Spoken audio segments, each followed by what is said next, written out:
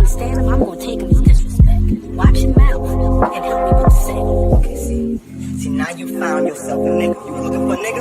Nigga here now, see? My mind is so spectacular. Open up your aperture. You don't like the light that I be shining, bitch. You Dracula. Southern draw vernacular. Flip you like a spatula. Knew that I was built to put this world up on my scapula. I've been on this road so long, my tires bald. I don't wanna text and no, I don't wanna call. Came in this shit running, bitch, I don't know how to crawl. We ain't never folding, I'm holding the highest card. Look, okay, grew up running post routes. Now I'm on the cash route. Better call the plumber, that boy spitting like a bass spout. All these bad women in this club, fuck is you mad about? Word to all my estheticians, boy, I'm about to lash out. Straight from St. John's to the east side. Jigging since the knee high. Watch the way I put on for my state, nigga, yeehaw. Respecting no Aretha. Crazy how I made it to the league from the bleach eyes. Boy, my shit hair wrong. Black, rich, and bare arms. Smoking on that yogi, this shit stronger than some bare arms. Goku, I'm in rare form. You cannot prepare for him. When I swing, it's like a carnivore. This shit ain't fair for him. Brought intellect back to this rap shit. You niggas need chapstick. Shit been dry for way too long, and I'm the matchstick. You niggas Nickelodeon me. I'm more like Cap Nick. Cap a nigga, throw him in.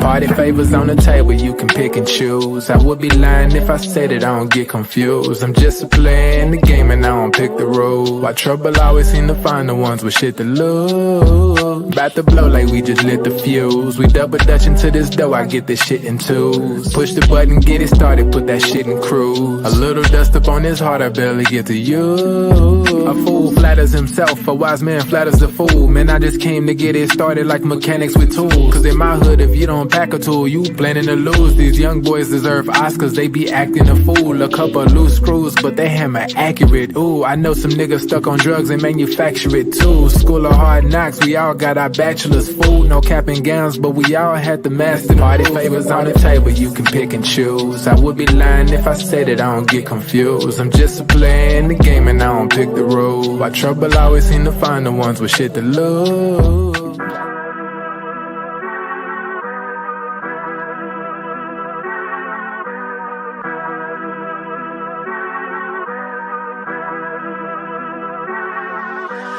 I'm dumb lit, it's about to be a late night. Fresh rack, shawty, show me what it tastes like. Niggas know me in my city like I'm Wayne Wright. Got them looking up to me and we the same height. Ooh, I got it bad, deep in my bag. Foot on the gas, they cannot last. Swimming with the sharks, bitch, that's a great white. Never stopping, we don't even need no brake lights. Say she don't smoke, but she always smoke with me, yeah. Backwards in the air, back up in the ovaries, yeah. All my ops, they stay running like they over easy, yeah. Even my masseuses can't just get too close to me, yeah. Shout out to Next. Soon as the ink dry, we count out the checks, yeah. I never flex. I bought up a business, you bought up a section. I'm at the top of my class, yeah. Y'all never learned from your lessons. Skywalker gave me the force, yeah. Turned this into an obsession, yeah. I couldn't wait on the team, cooking shit up with just me rowing flag, yeah. Things never are what they seem, but we know the facts, yeah. Charging that shit to the game, but now I pull up with a battery pack, yeah. The bigger they are, the harder they fall, and we can just leave it at that. I'm dumb lit, it's about to be a late night. Fresh rack, shawty, show me what it tastes like. Niggas know me in my city like I'm Wayne Wright. Got them looking up to me and we the same height. Ooh, I got it bad, deep in my bag. Foot on the gas, they cannot last. Swimming with the sharks, bitch, that's a great white. Never stopping, we don't even need no brake lights. Big bro, why they call you big bro? Every time we hit the bank, we deposit zip codes. Well connected with the streets like we out in Skid Row.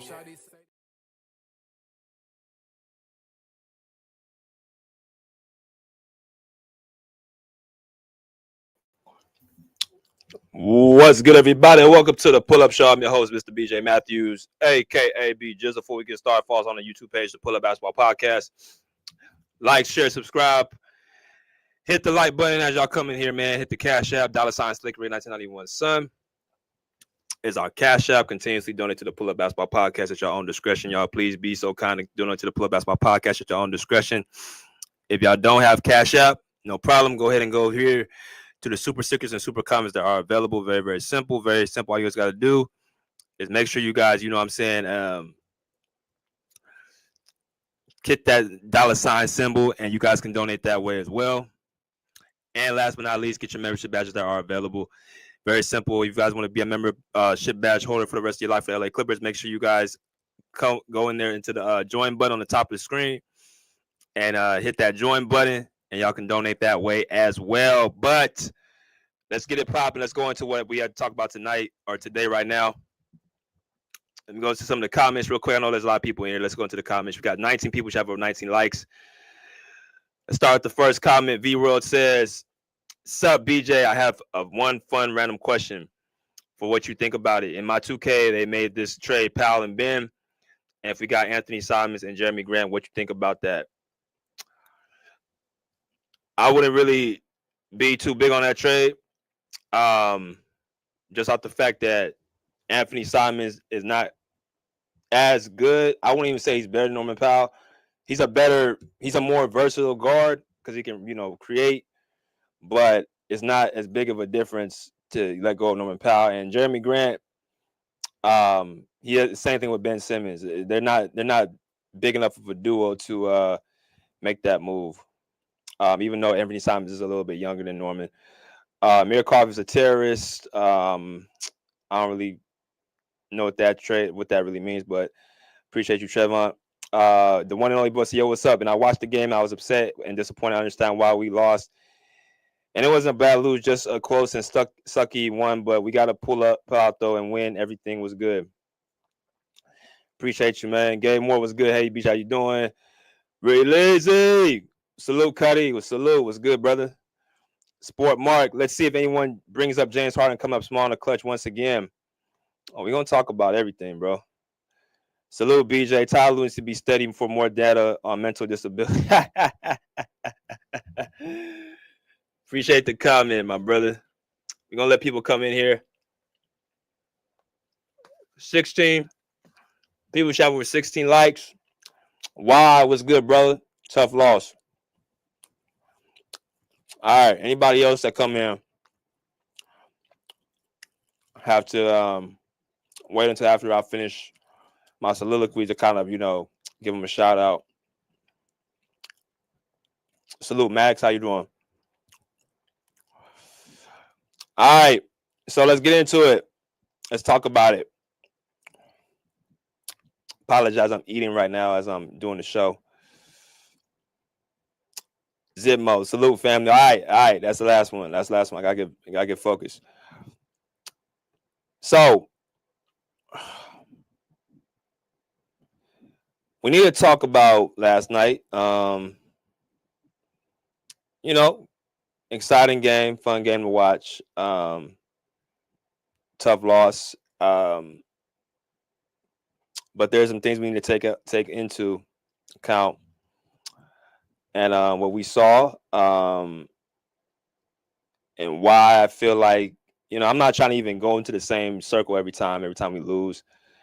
Keep saying the same thing. But this one was really echoed. And see, when you lose a game like this, it kind of shows, it highlights now. Because if we would have won this game, people probably would have missed it. So I'm kind of actually cool, not happy that we lost, but I'm satisfied that people are actually seeing the flaws that's going on.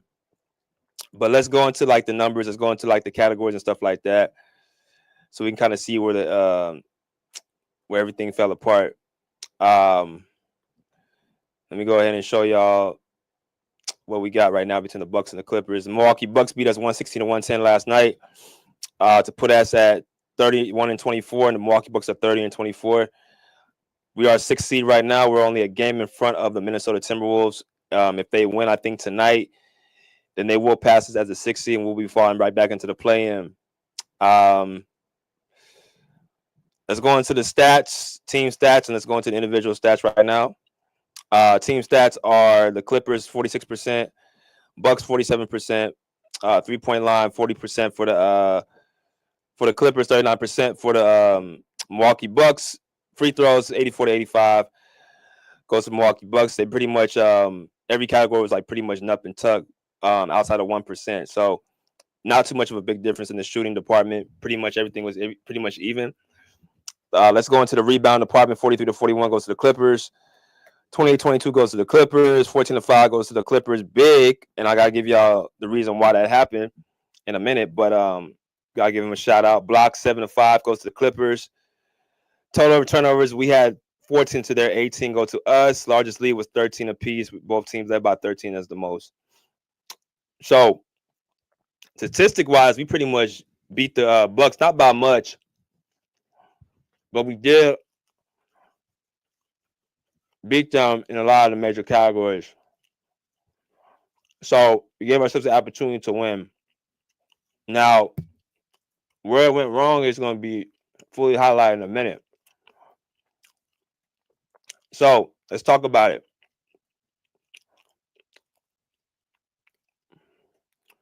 See some.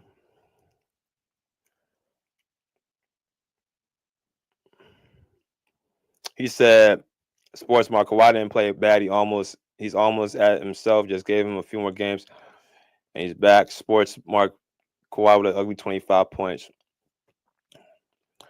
Let's talk about the statistics. Let's look at our side first. Clippers, 25 points for Kawhi. Led all leaders, all people in scoring with 25. 9 for 22 from the field, 4 for 8 from the 3-point line. 4 for 8 from the 3 for 3 from the free throw line as well. 4 rebounds and 4 assists, 2 steals for Kawhi in 32 minutes. And then you got Ivica Zubac with 20 points, 8 for 13 from the field, 4 for 5 from the free throw line, 15 rebounds. Another double-double from Zubac. James Harden, 24 points in 39 minutes. 8 for 21 from the field, 2 for 10 from the 3-point line, 6 for 7 from the free throw line, 8 assists, 5 turnovers.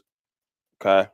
Amir Coffey, 30 minutes, 8 points, 3 for 7 from the field, 2 for 2 from the free throw line, and then 2 rebounds. I don't see why people say he's a terrorist. I mean, he was pretty efficient, made both his free throws, got the opportunities to score when he did, and he took advantage of it. I don't know why people said that dude said he was a terrorist.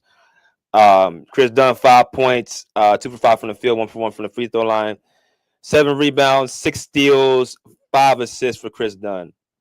All right. Very, very good stat line from him. Off the bench, we have Bogdanovic give us the most production with 15 points, 5 for 10 from the field, 4 for 7 from the 3-point line as well. All right. So he gave us the most production. Ben Simmons with 20 minutes, 6 points. Made all 3 of his shots, had 5 rebounds, had 4 assists, and had no turnovers. Again, another good game from Ben Simmons as far as the assist-turnover ratio. As y'all come in, make sure y'all smash that like button. So let's talk about it. Clippers, that was their stats. Let's go into the Bucks. 14 points for Taurean Prince, 23 points for Kumpo, 13 points for Kyle Kuzma, 22 points from Brook Lopez, and then 15 points from Damian Lillard. Off the bench, Kevin Porter Jr. led them with 13 points, who was a former Clipper, 5 for 7 from the field, 3 for 3 from the free throw line as well, with 2 turnovers. So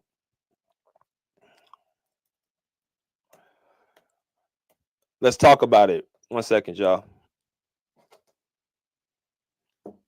So I got to return this text. Some of these comments in a minute.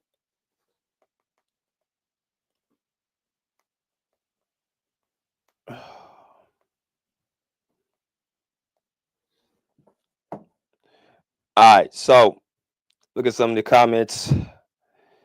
He says, "Salute, BJ. What's up, Active? How you doing? 22 for 10. The Crunch Time Podcast. What's good? How you doing? What's good, BJ? Salute, salute, salute. All right, so let's talk about everything in a nutshell. We're gonna listen to a couple interviews about last night's game. We're gonna start off with the first person. We're gonna talk about excuse me. We're gonna go into Ivica Zubac first and let y'all hear what he had to say about last night's loss. Now, Ivica Zubac did not get an attempt the entire fourth quarter. All right, this is one of the glaring issues we got to talk about. Ivica Zubac had 15 points last night, 12 rebounds, or 20 points, and I think 15 rebounds last night. 8 for 13 from the field. Did not shoot the ball at all in the fourth quarter. All right, so let's hear what Viska Zubac has to say first, pertaining to why and what he's trying to do to figure out his niche to get back to actually, playing and getting this rhythm. So, all right, here we go. What do you want to see from this team before the back-to-back? And I think you got to practice.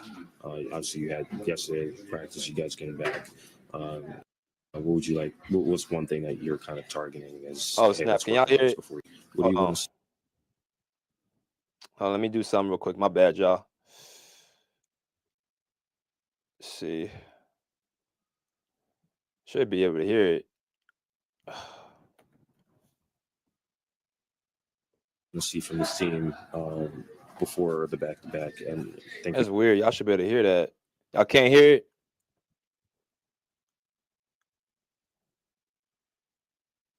If y'all can hear it, let me know. If y'all can't hear it, you got to practice. Obviously, you had yesterday practice. You guys getting back. What would you like? What's one thing that you're kind of targeting? As hey, let's work on this before we play again. The volume's on. I think y'all can't hear it. Let me know. Okay. Games, our first quarters defensively haven't been good, so I want to see us better there. We allow a lot of threes lately to start the games to the teams, and that puts us in a hole. We were better today, but I still hit some threes in the first quarter. Just I feel like we can play smarter, with more IQ. Especially like today at the end of the third quarter, we were up 12-13, but I think that could have been more because if we, locked in on guarding Scoop, Scoop was keeping them afloat, and I think we got to play smarter, and that's something we can do. Play with more IQ, know your personnel, and that's going to help us a lot. Anything else on that? Thank you, man. All right, so. All right, cool. So y'all can hear it. So that's a Viska Zubac. Last night had a good game, 20 points, 15 rebounds, 8 for 13 from the field. Now, they say they have not been good enough defensively to start games, especially giving up threes, and Scoot hurt them in the third quarter. We're going to talk about that as well. Scoot is Kevin Porter Jr. So, first, focusing on the Clippers. That third quarter, we was up by, I believe, 10 points. And then in the fourth quarter, we're up by 10 points, right? I think the score was 98-88. And Giannis took advantage in that fourth quarter. He was on minutes restriction as well. Let me go ahead and pull something up real quick. Giannis was on minutes restriction last night, coming off his ankle, playing 24 minutes, had 23 points, 10 for 14 from the field. He came alive in that fourth quarter and gave Milwaukee opportunity because we were supposed to put that away. Two things happened. Kawhi Leonard goes to the bench, and Giannis Antetokounmpo is in, and nobody's able to really do nothing with him.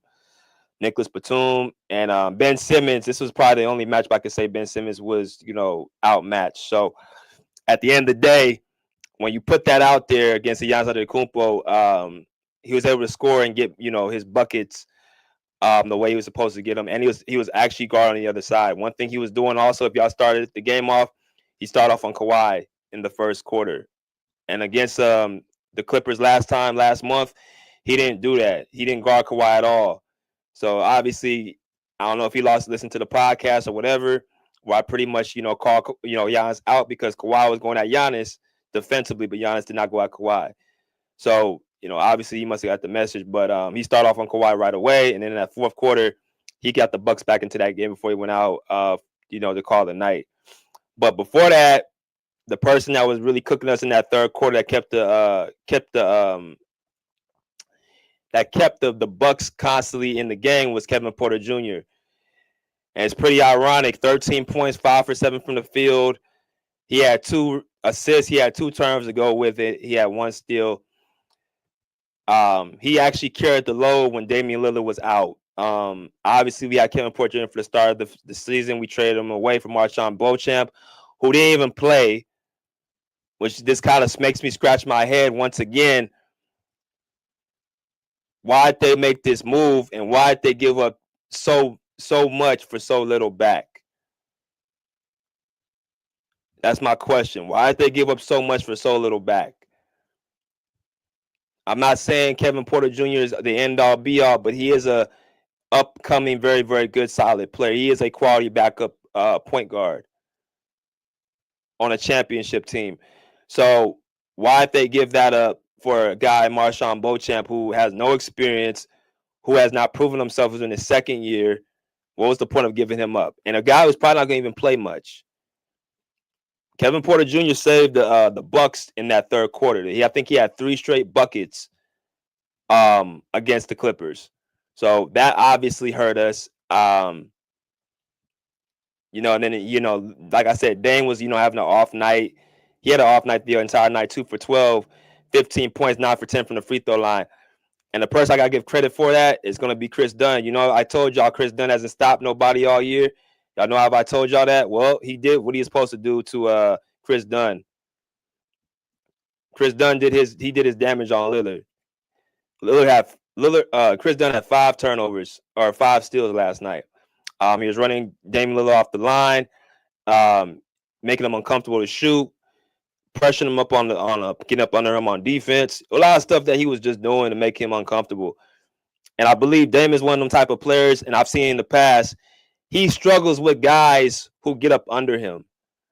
Patrick Beverley is a very, very good example. Patrick Beverley gives him trouble. I've seen, players who are kind of like really, really aggressive and get up under him on defense. They make him kind of, uncomfortable. So Chris Dunn did that yesterday. So I got to give Chris Dunn a lot of credit. He contained Damian Lillard last night.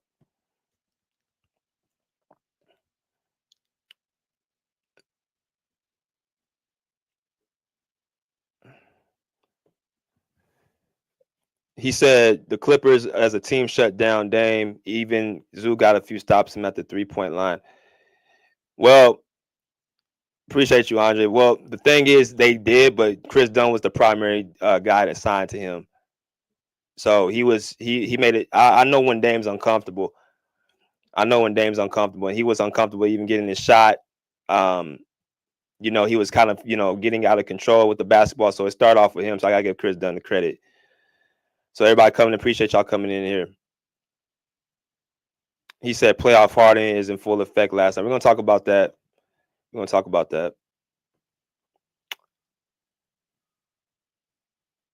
see. So, where was I at? I said Chris Dunn. Yeah, Chris Dunn did his thing on Damian Lillard last night. I got to give him credit for that. He made it very, very tough for him getting his spots to score the ball. Now, offensively, he wasn't worth a damn, but defensively, he did his job. Let me go into somebody else. Let me talk about let's talk about this guy right here. I think a lot of people, may be appreciative to talk about this guy right here, because I think he's going to be a person that's going to be somewhat, very, very big in both off the bench and closing lineups. And that's Bogdanovich, playing 3 games with the Clippers so far, having 10 points this season, 2.6 rebounds, 2.1 assists, 37% from the field. Bogey probably had his best shooting performance last night, hitting his clutch shots from the 3-point line now. But Bogdanovich is needed because he can space the floor. I said this before. He can play either with James Harden or Kawhi Leonard. James Harden because he's another guy he can kick the ball to shoot the 3-point shot at, and Kawhi Leonard because he can actually be more of a high IQ player to take care of the basketball. Yada, yada, yada. He's a vet, and that's the type of players Kawhi Leonard likes to play with. As y'all come in and hit that like button. But Bogey in that fourth quarter hit some pretty big shots. It's his 3rd game back, so I do trust that he's going to continue to get better, more comfortable. But he's already proven to be a vet, so he's going to fit in pretty good. Him and Amir Coffey to me are 2 of the shooting guards / small forwards that can really work with this team. So they was able to provide offense amongst them too. They both had I think Bogey had 10. Or what do you have? He had 15. I'm tripping. Bogey had 15. Amir Coffey had 8. So that in itself kind of put us in a position where we just had 23 points amongst them two, or 23 points amongst them two. They're supposed to be the ones to provide offense. Amir Coffey and Bogdan Bogdanovic. So I think that was pretty good. Ivica Zubac 8 for 13 from the field, 15 rebounds and 20 points. Continuously shows his impact on the defense side and the offense side of the floor. 4 blocks as well. Very efficient game from Ivica Zubac.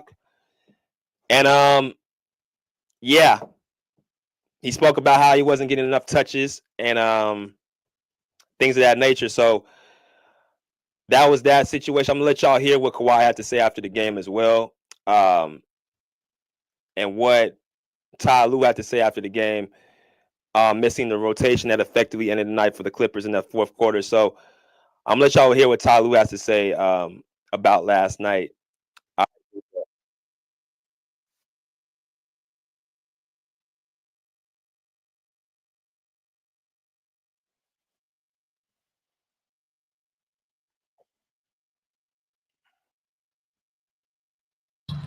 Damian Lillard kicks it out. Taurean Prince, corner shot, corner make, and a big one it is for TP. 3-point shot pretty much was the barometer for how well the Bucks were playing tonight. Like, what would you have wanted to see better on a sequence like that? Just Xing out, like the low man's going to be there, be present, and then Xing out to the corner, trying to get to that guy in the corner, which is Prince, who made a big shot, but we missed that last rotation. And so, I mean, we did a better job in the second half. You know, we giving up 5 threes. They had 12 in that first half. So, you know, he made a big shot. You know, hats off to him. All right. So like, that last play there, you guys see some. So that was Ty Lue speaking about in the fourth quarter. We got to talk about the second half. Hit the like button as y'all come in here. Salute Clip Gang. He said, Ty, terrible rotation. Sue, stop getting the ball. Harden, untimely turn with man strikes again. Salute, pull up. Fam, play on in chat. What's good, brother? How you doing? He said KPJ is 20 at 24 is going to get Clippers, have another SGA in the making. Well, he better learn how to shoot. Better learn how to shoot that 3. See, that's the issue with SGA. With KPJ, he doesn't spread the floor enough. He can do. He's dynamic. He's athletic. He can handle the rock, but he can't space the floor, man. That's going to be needed in the league. He needs to be able to space the floor. That's his next objective, to get better to shoot the 3 ball. So teams don't sag off him so much. But we got to talk about this second half and what happened. Now, like I said, when Kawhi got off the court is when the lead started to dwindle. The lead started to go away, right? When Kawhi Leonard got off that court, when he actually subbed out, is the exact moment where the lead started to dwindle. It's exactly when the lead started to go out of our favor. We was up by 10 points, and we were missing our best player. He had 25 points last night. As far as his efficiency, we could have been much better, or could have been a little bit more better. He could have hit a few more shots. And that's actually credit. I'm going to give credit to somebody else on the Bucks. That's Kyle Kuzma in that fourth quarter. Kyle Kuzma made it very, very tough on Kawhi Leonard in the fourth quarter as well, with some stops and, down the stretch that, we desperately needed somebody to, hit. So I got to give credit to Kyle Kuzma for his job on Kawhi. But as far as Kawhi as a whole, 25 points, 4 assists, 2 steals, 9 for 22 from the field, 4 for 8 from the 3-point line, 3 for 3 from the free throw. All good statistics. Could have done a little bit more, but we had the game won. And, just didn't have it when he was off the floor. And, he spoke about it last night about how it's going to take time for, things to be patient. But as far as individually, Kawhi did, he played pretty good on the offensive end. But I gotta talk about his whole minutes restriction thing. This man has been back for 16, 17 games right now. And this man's still on minutes restriction. I don't know how many times we're going to keep falling into this where we miss this guy during the stretch of games that we need him and we can't rely because he's not going to play. This has happened at least 3-4 times. It happened against the Phoenix Suns when we lost in Phoenix about a few weeks ago. It happened against the Indiana Pacers. It happened against the Timberwolves, a few weeks back last month, and it happened again tonight. It's been a lot of times where Kawhi could be playing and we need him on the court, and they somehow just keep him on the bench. I don't know how long you gonna keep this man on minutes restrictions, right? Minutes restrictions only usually happen for about maybe 5-6 games, and then you're back on the court playing full minutes. I don't know why they still got this man on minutes restriction for 15-16 games. That is a little bit over the hill, and he had the whole week off. He had a whole weekend off for the All-Star break. I don't know if that's Kawhi's call or that's the Clippers' call, but I hope they don't think him being on minutes restriction is keeping them from being injured. I hope that's not the case because he's been slowly building up his minutes since he's been back, and he's had more than enough games he's been off of minutes restriction. If you're going to do that, might as well just do that. Let him play at the end and not play at the beginning. Because we need as many wins as we can. We're in the 6th seed right now. We got to find a way to get wins. So to answer your question, TD, is he still on minutes restriction? Yeah, he is. Because if he wasn't, he would have played at least 35 to 40 minutes last night. But I think what had happened was Ty Lue thought that the lead was safe and was under control. But as soon as Kawhi got off the court, and in fact that Giannis came in and did what he did in that fourth quarter, Ty Lue there was a plan through in his plans where he thought that, Kawhi can rest him. Well, that's not the case that happened. Right? So let's talk about the main attraction. Let's talk about it right now. Let's get to James Harden, y'all. Let's talk about James Harden. 21 points per game, 5.8 rebounds, 8.6 assists, 39% from the field. Okay.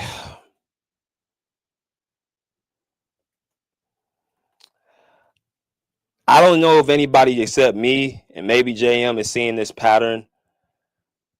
Now, JM made me think about something last time he was here. He said, you ever notice every time he's having a good game at the start, it always is on time where he starts messing up towards the end. It's always at the exact time you predict he's going to mess up, whether that be turnovers, whether that be bad shot selection. It's just right on time every single time. It's just right on time every single time. And this goes to show you how important Norman Powell is to this team. See, in the fourth, the Milwaukee Bucks went on a 13-3 run during that stretch. Kawhi was off the floor. So what you need is somebody to continuously produce points to keep that run from happening. And because Norm didn't play last night, that really hurts. That really hurts your scoring aspect. And that's what we've been using all year. People don't want to talk about it, but I've said it once, I'm going to say it again. The reason why we've been able to be where we're at is because of not just the defense, but also Norman Powell's scoring, his production of points. I mean, Kawhi played as good as the game he could have played last night offensively. He needed somebody to come with him. Now, people look at the stats and say James Harden had 24 points. But I'm talking about in clutch minutes, in clutch time, to stop the bleeding. There's been games where James Harden has stopped the bleeding, but there's more games than not that he's not been able to answer the call. And then you mix that in with the 5 turnovers. It takes the momentum out the team.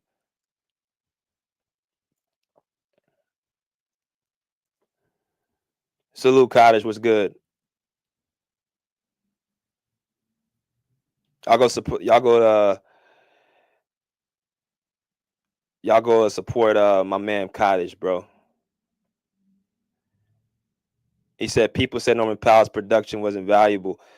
Well, like I said, you take Norman. This is why I say the narratives, and those are people that say stuff like that, the media pawns who kept on pushing Harden as the main guy leading this team.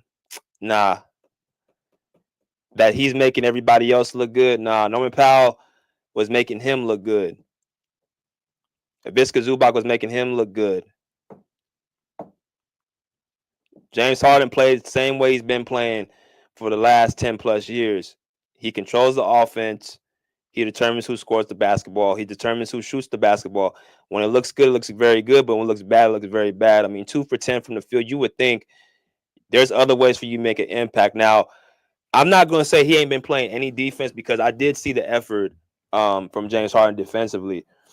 But his whole niche is to be able to control the offense. And when you didn't have Kawhi Leonard on the court and you had someone on the other side like a Giannis Antetokounmpo and a Kevin Porter Jr. to put pressure on you because he couldn't guard Kevin Porter Jr. either, now you're looking around to see what's the next thing for you to do. But I know people are going to talk about he's a choke artist and stuff. I'm just saying people got to start giving credit to people who deserve the credit. Like, for people to act like Norman Powell's production ain't been the reason why we've been holding the fort down is just completely asinine. And you're going to continuously see as games get tough, when we play tough, and this is another team who's above 500. When you play tough teams, you guys are going to see who's going to be really needed. Ivica Zubac getting 13 shots last night, right? Not getting no shots in the fourth quarter.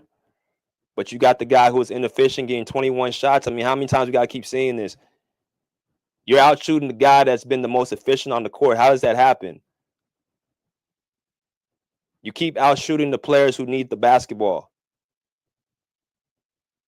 If you're having a good night and you're shooting the ball very good, by all means, okay, you can continuously shoot. But when you're having an off night, James Harden, you have got to look for other guys to get involved. And you got to start doing other things. Get on the glass.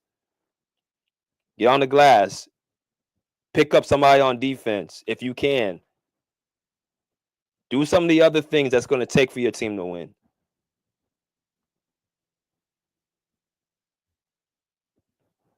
So that, like a guy like Ben Simmons, he actually played well for the minutes that he had on the court. Took care of the basketball. Didn't do anything, out of character. Rebounded the ball. Played defense. Or at least attempted to play defense on guys like Giannis Antetokounmpo, taking on those matchups, not turn the ball over,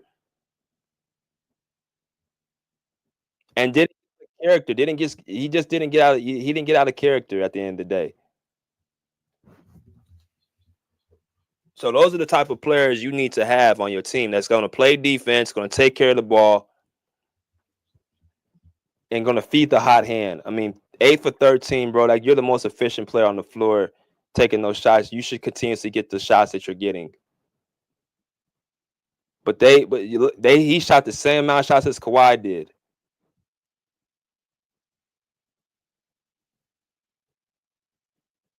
Like I said, and y'all saw it last night when we played through Kawhi Leonard, even though he was inefficient, some of those shots came in the fourth quarter that just either rimmed in and out or they were good looks he just missed. But I'm talking about their quality shots. As y'all come and hit that like, the point I'm trying to make is it's your idea to take quality shots.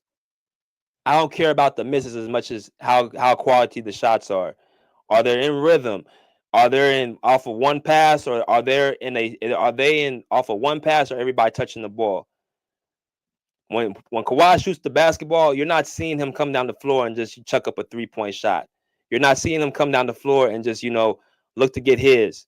He's looking to get into the offense, get into the sets, and then he gets his shot. If he misses, he misses. But part of the reason why he's always usually efficient is because he plays within the offense. He takes shots that he knows that are in his comfort zone. And he doesn't really try to force the issue unless he's having a, very, very effective night and his team needs baskets. He picks when to score and he's doing other things on the basketball. He makes the game easier. I know it's with Harden. He likes to force the issue and take shots. And when he misses, the bad part is that he don't even get back on defense. He'll get back on defense off of a make. But ever heard the coach tell you when you miss a shot, you're the first person back? That's the opposite of Harden. He's the last person back.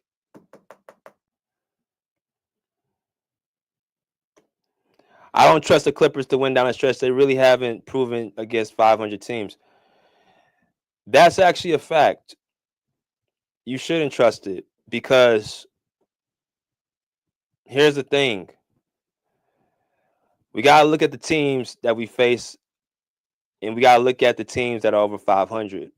We got Indiana coming up. We got Chicago coming up. We got who's the other team in the Midwest that we got? We got one more, Detroit. Let me go ahead and show y'all something real quick. Let me look at our schedule real quick. As y'all come in, make sure y'all hit that like button.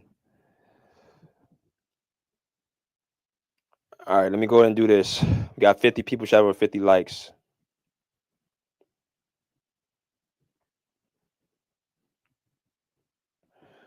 So this is our schedule right here. I told y'all this is going to be a tough stretch right here. So we started off last night with a loss to the Bucks.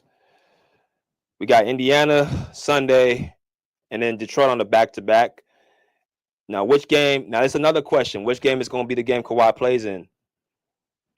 Is it going to be against Indiana or Detroit? Detroit's actually quiet as kept. They're actually a pretty competitive team. I think they're the 8th seed right now in the East. So they're not a trash team like they was last year. This ain't the team that lost like 30-something in a row. They're actually a pretty competitive team this year. They're a young team. They're an energetic team. They seem to brought back that bad boy mentality, and they're going to be at home. So you got two things. You got to wonder which game is Kawhi going to play in. I predicted the Clippers to be 6-4 in this road trip or 5-5. 1, 2, 3, 4, 5, 6, 7. No, I'm sorry. I predicted 4-3 that the Clippers will be on this road trip. 4-3. 4-3 or 3-4. So you got the Pacers. Obviously, they're going to be at home. They got Pascal Siakam, who seems to be the guy that gives Kawhi Leonard some type of trouble. You know, obviously he had Pascal in Toronto, and he seems to be more of a guy that gives him some trouble. You got Tyrese Halliburton, who you know is going to give our point guard some trouble. That's a game I'll put Chris Dunn on him as well. Let's see if Chris Dunn can slow down Tyrese Halliburton. You slow down Damian Lillard, I would start Chris Dunn on Tyrese Halliburton. If I could, depending if Norman Powell's going to be back, which I'm pretty sure he will be. Right? Chicago, we should win that game. They ain't got Zach LaVine no more. They ain't got no real scorers. DeMar DeRozan ain't there. So they should win that game. The Lakers, he got them back-to-back times. This is the thing about this game. These two. The rivalry against the Lakers is going to, I think, be more on their side than our side, because I think they have a little bit of a, demeanor like, oh, we beat y'all last time, we're going to beat y'all again. And they're really trying to stick it to us that they can really, they own the city. And they're really trying to, that Luka, does not like us. So you know what he's going to try to do. So we got to come prepared for those two games. And then we got Phoenix back at home, which I've already said, that's been a team that we just haven't been able to get over the hump. So we gotta be able to win, find a way to win these next two games against Indiana and Detroit. As y'all come and make sure y'all hit that like button. So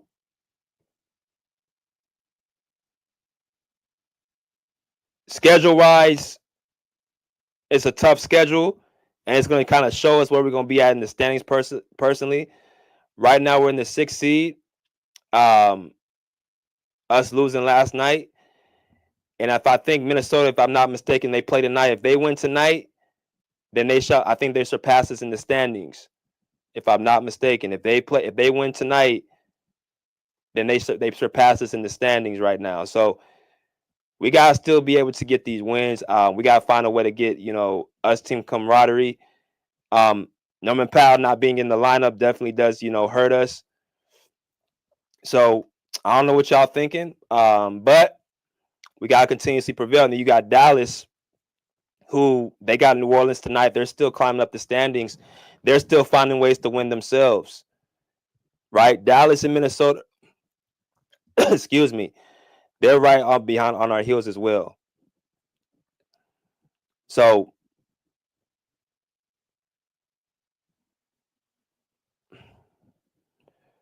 he said, Ben better be in the starting lineup Sunday. I would put Ben in the starting lineup, but who you taking out?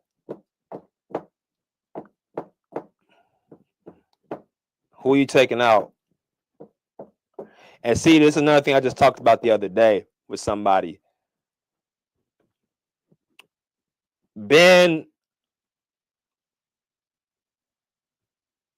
Kawhi ain't gonna tell the coach what to do, man, until it's like the house is burning down. That's another thing about Kawhi. He may have the answer, but he's not gonna tell the coach what to do because that's not where he comes from. He comes from the Popovich era, so he thinks it's disrespectful for him to go to the coach and try to overstep his toes, even though he knows the answer to the questions of the test. He's gonna give the coach the opportunity to fix that because he's not used to a coach not knowing what they're doing.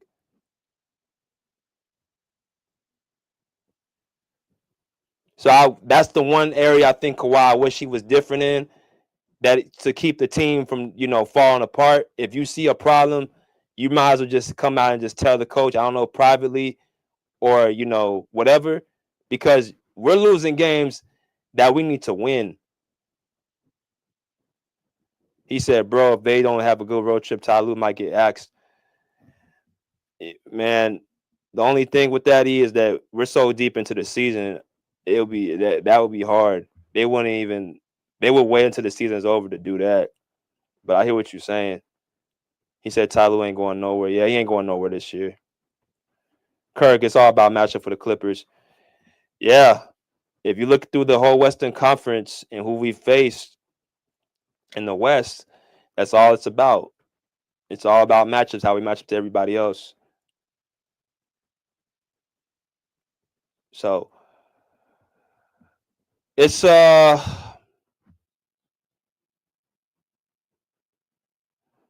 he said I'll take Amir out the starting lineup if he's in the starting lineup. So you got Harden, Powell, Ben,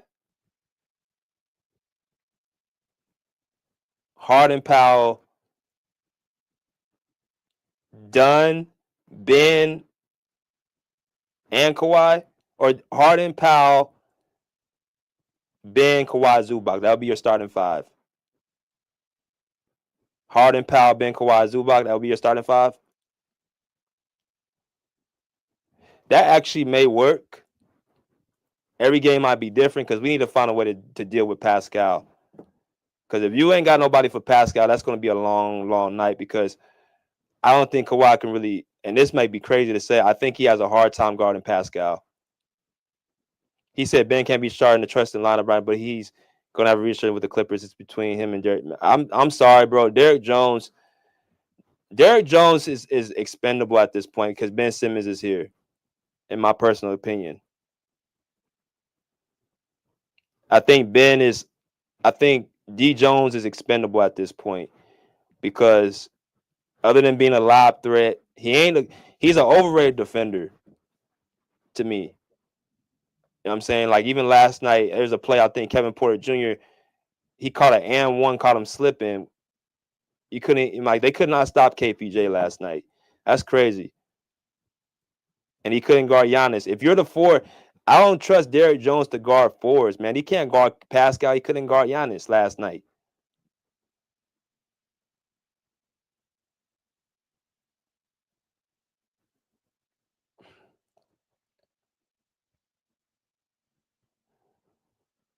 He said, I'll take Van Gundy over Ty Lue in a heartbeat. Here's the thing about Van Gundy. He's a great defensive coach, and I think he'll be great for Kawhi. I just don't know if the Clippers will pull that move right now. If they pull that move, I mean, I won't have no arguments about it.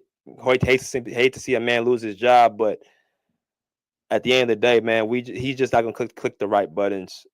He's allowing James Harden to run the offense, and if we don't play through Kawhi, we don't have a chance in hell. I don't care who's on the court. TD said Lee Ben in the second unit, but I would close with him a few times on his road trip. Here's a problem about that. If we close with Ben Simmons and we don't start him early enough, a team like Indiana, they will run you out the gym. Indiana's it's a top-notch offensive team, so you don't want to start from behind against them, especially at home. But let me go and drop this link for y'all to come in, bro, because we got 50 people. We just over 50 likes. Appreciate everybody coming in here, man.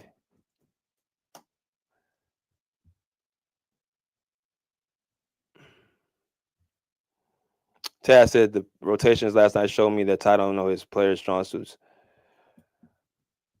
Man, that's sad. If you don't know his players' strong suits by now, then that's a problem. I believe he does. I just don't think he cares, bro. I think he wants to do things his way.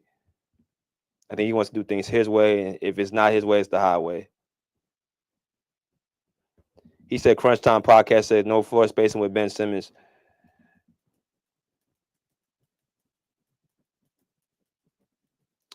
Like I said, it's a game-by-game situation. Some games, it's not even about you shooting threes and getting floor space, and sometimes it's just about you getting stops. A team against Indiana, you got to get stops. And, you can score in other ways than shooting three-point shots. I mean, I've said this before. Ben Simmons averaged 15 points his first 4 years of his career. I mean, he obviously can put the ball in the basket. You know what I'm saying? This ain't somebody that was averaging 3-4 points a game when he was actually healthy. And he was actually playing for a team that, he was the focal point of the offense. This guy averaged 15 points the first 4 years of his career. So he can put the ball in the basket. You don't necessarily need to shoot threes. He does everything well outside of stretching the floor and shooting threes. He can get somewhere in the midi. He can actually shoot the little mid-range shots. He can get into the paint. And we know he can lock up. He can play make. A lot of things he can do. So you have to utilize those gifts. There's too many things he can do for us to have him on the bench. But right now, he had 20 minutes. He had a pretty good game. Smash that like button.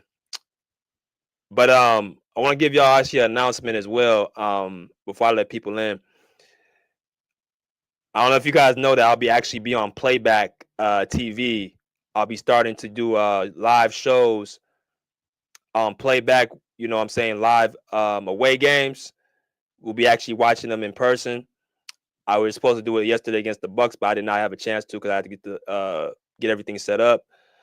But starting against the Indiana Pacers on Sunday, I'll be going live on Playback TV. Y'all don't know what Playback is. It's like pretty much like a watch party. I'll be having those every single away game. So y'all get a chance to, come chat with me, talk in the comment section, things of that nature. As I continuously, talk about the game. Because every time y'all see me as of late, it's been me breaking down the game after. But y'all get a chance to see, what I, break it down as the game is going on, as I call the game, like a commentator, stuff like that. That's what y'all get a chance to, be around. So it'll be a lot more interactive, a lot more fun. So, when I put the link out in the community post, that's when y'all get a chance to really sign up and stuff like that. And y'all get a chance to really be on board with that. So, yeah, I'll be there on Sunday. Oh, it's good, Kurt. What's good, BJ? Been a little minute. How you been, bro? What's happening? Ain't nothing, man. I wanted to ask you too before I start talking. Yeah. I didn't why did they take Kawhi out the fourth quarter last night? I don't know if you've seen that. Yep. Yeah, like why they took him out?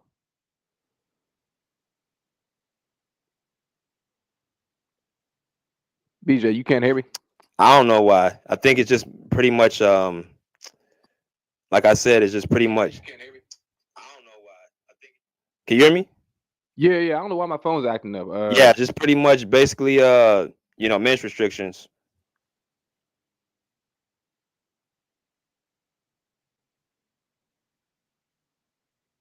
Oh damn, hold up. I'm gonna come right back. Hold up.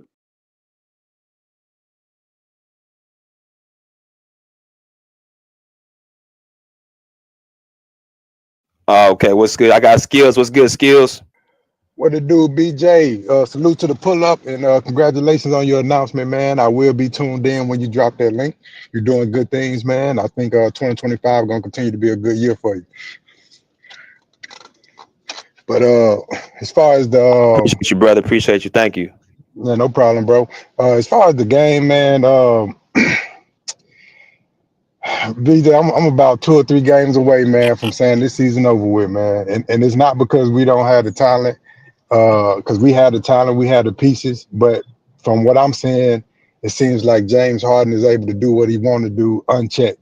And that's a problem. That's becoming a problem for me. It's been a problem all season, but it's really becoming a problem for me right now. And it's like Ty Lue ain't saying nothing to him, and I know that's not Kawhi, leadership style to say something, but we can't afford to wait until it's too late. Like this is the second half of the season. Kawhi already missed so many games, and then you came in, the last 10 or 15 games of the first half of the season, you're on minutes restrictions. It's too many things going against us for you to keep your mouth closed when you have clear solutions and answers to some of these problems. And it's starting to annoy me a little bit, like even looking at that game last night, we up 10 in the fourth while Kawhi is in there, while we're running the Kawhi offense, we up 10. He sits Kawhi. They immediately go on a run. I mean, like immediately. And it's because the ball is in James Harden's hands. Now we brought in other playmakers to alleviate the ball from being in James Harden's hand all the time, but yet his usage rate is still astronomical through the roof. He's still playing too many minutes. We have him in the fourth. Ty Lue sits there and watch the lead dwindle from 10 to 6. And the problem was we have no answer for Giannis because Zoo is on the bench, Kawhi is on the bench, and we have Ben in at the 5. We have Chris Eubanks on the bench as well, clear to play, can play, no ankle issues, nothing like that. And we see that Giannis is getting off because we don't have a 5 to give him any resistance from just attacking the rim. And you see that, Ben can't stop him. Why do we even bring in Chris Eubanks if he's not going to get any PT? I'm not saying he the answer to all the problems, but in a situation like that, you throw him out there to see can he at least give Giannis some resistance. And if you're not going to do that, then at least bring Kawhi back in. Because I agree with what you said, BJ. T. Lue thought that we were up 10. I can sit Kawhi, it's going to be fine. But the second that you see, the only problem that I'm having with T. Lue is the second that you see that that's not the case, you immediately bring some in. I'm sitting on the couch watching the game with my wife, and I told her, I was like, watch this. T. Lue is going to watch this lead go away, and he going to call a timeout and bring Kawhi back in when it's too late. The momentum is already gone. And momentum is a motherfucker in basketball. When you lose momentum, sometimes you can't get it back. You can't get it back sometimes. You know what I mean? So it's like, I was like, watch this. And the second they went up 1 point, he called the timeout. He bring Kawhi back in, but it's too late at that point. And it's like I'm not liking, because at the beginning of the game we was running a little bit of the Kawhi offense and we was running a little bit of the James Harden offense. But as we all can see, when we was running the Kawhi offense, everything just seemed more stabilized. It seemed like everybody was getting a chance to touch the ball.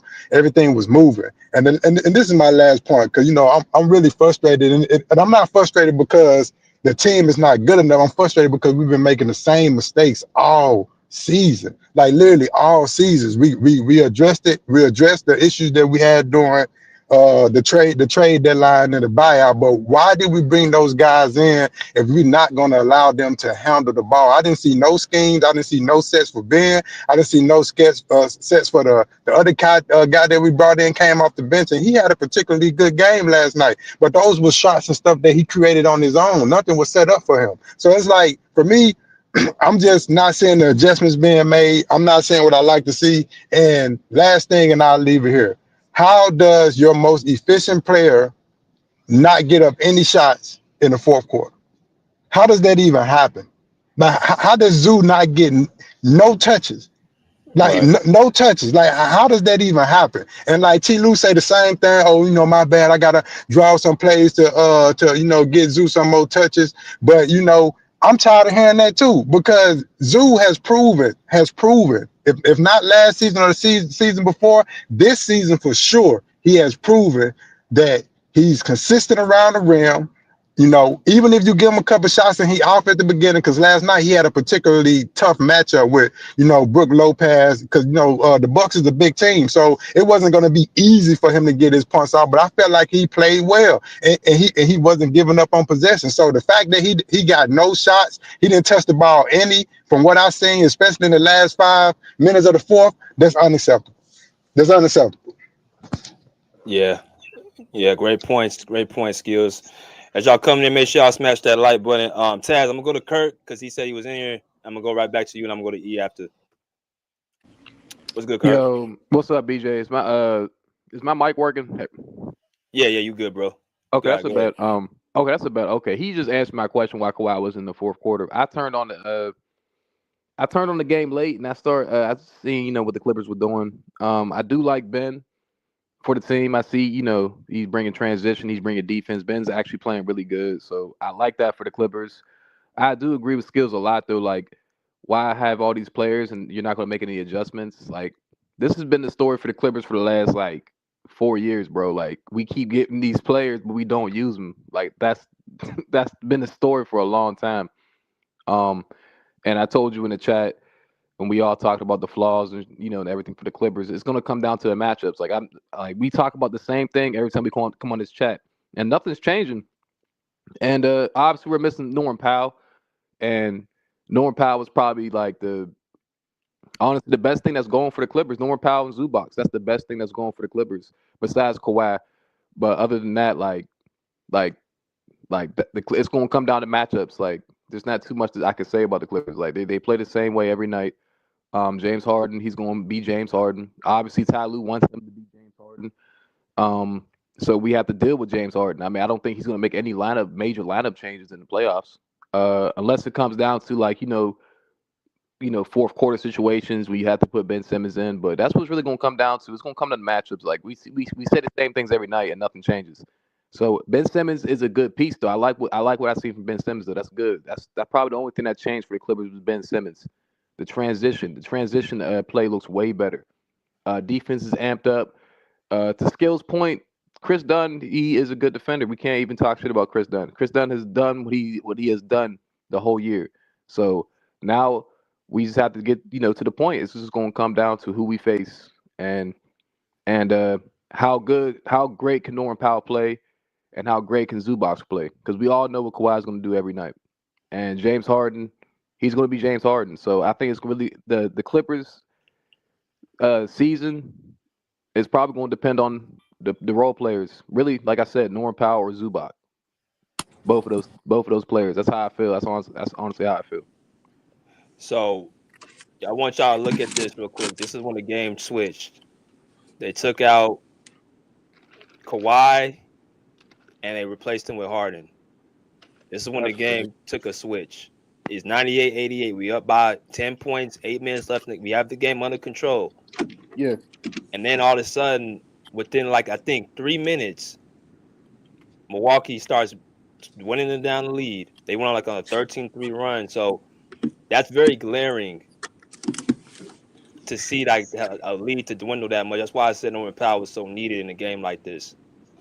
You know what's so crazy about it, BJ, is the fact that with Giannis being on minutes restrictions, why not just match minute for minute with Kawhi and Giannis?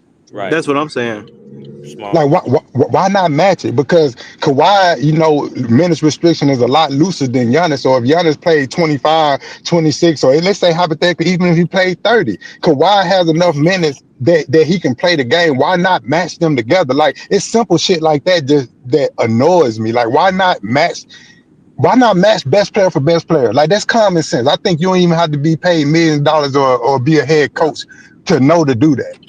Kawhi didn't even play at the end of the fourth quarter neither. Like, we only was down like 1 minute, 3 minutes to go. It was like tied, and we really needed Kawhi.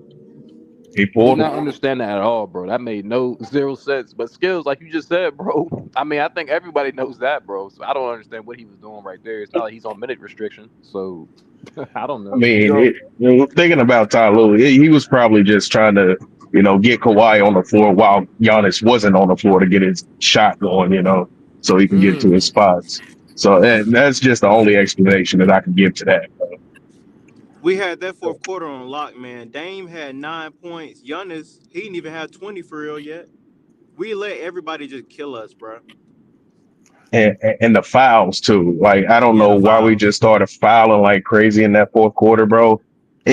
Oh Lord, like you fouled Dame twice at the 3-point line in the fourth That was quarter. insane. That was But insane. I said, hey, damn. bro, that's Coffee, bro. Now, if I had to find one Yeah, critique on Coffee's game, is what annoys me is when he under the basket, like he fouled Brook Lopez under. If you gonna foul him, bro, don't let him score. Like if you gonna yeah, foul him, make sure that he doesn't score. You foul him and let him score. You see what I'm saying? It's right, like, right. and then And he like hit like, go ahead. oh my bad, I ain't mean to cut you off. I would say, bro, I don't know what's been our problem with letting people just shoot wide open threes, like that Torian Prince three and the Brook Lopez threes. But bro, they've been lighting us up, bro. I don't Thank know what's you, up with the bro. defense. Because niggas ain't rotating. That's the one thing that pisses me off every time. Like whenever we watch the Bucks play the Clippers, have y'all noticed that for some reason when Brook Lopez is out there, everybody else is manned up on their guy except for Zubac. Zubac is literally in the paint while Brook Lopez is out there shooting free throws from 30 feet deep, bro. If we're gonna do that, we at least need to put the power forward on Brook and put like Zubac on Giannis, because Exactly. Giannis only trying to get to the rim. But here's the thing, Exactly. it has to be Zoo though, because Brook Lopez is so tall. If he do like that 1 foot lean back like he does, bro, you can't get that if you a 4 or 3. It has to be Zoo. You get what I'm saying? Like it has to be somebody with some link that otherwise he just looking over whoever the defender is. It won't matter if you out there or not.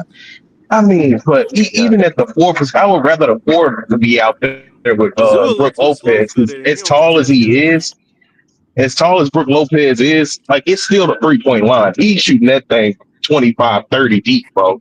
Like, so if you got a 4 out there, let's say if he actually played a Ben Simmons in the fourth quarter in crunch time and with Amir Coffee fouling, you go ahead and insert a Ben Simmons. Like, if he would have done that, we would have seen, I think, a little bit of a difference in that basketball game because it would have brought Yeah, more defense. Coffee had lost his confidence on the defensive end of the ball, you know. we Ben got killed Simmons, I size feel like wise he, too. yeah. I mean, I mean, shit, I agree with you a little bit. It would have been a little difference because Ben is obviously 6'10", you know what I mean? So he could have frustrated Lopez a little bit more. But the only reason that I'm suggesting that you put a big out there is because it'd be different if Lopez was shifty, but he not fast. So like we don't really have to worry about him getting past Zubox. You know what I mean? But I just feel like if you send somebody that's shorter than him out there and he shoots, bro, he looking over them. Like, they can get in them, but I don't know if it would make much difference. But to your point though, it would have been better than sending Coffee out there. yeah, Yeah, yeah. Let me That go was to my problem with last night's game. Go ahead, my bad. E real quick, and then wait, Tad, you got something else to say, or you wanted to? That was it. Yeah, let me just say this statement real quick. The one thing that frustrated me last night, bro, was the rotations that Tyloo had out there. I think it was at one point in the late part of the second quarter, third quarter, where I saw Ben Simmons, Derek Jones, uh, Amir Coffey, James Harden, and Chris Dunn out there on the floor at the same time. Like you got 3 guys that we know are not consistent shooters. You yeah. know, like, why are you having Ben Simmons and James Harden on the court with 3 guys that cannot make a jump shot consistently? That shit bothered the fuck out of me, man. And like Something y'all was saying crazy about the is line, go ahead. something crazy in the Utah game. I think it's perfect, bro. If you run Ben Simmons at like a small ball center and put 4 shooters around him, bro, they're not gonna be able to stop that. 4 shooters around Ben Simmons, bro, as a small ball center, Yeah. and then Let Ben me. Simmons is not a liability no more. Yeah. Let me go to E real quick, and then I'm gonna go to Bolt after. What's good, E?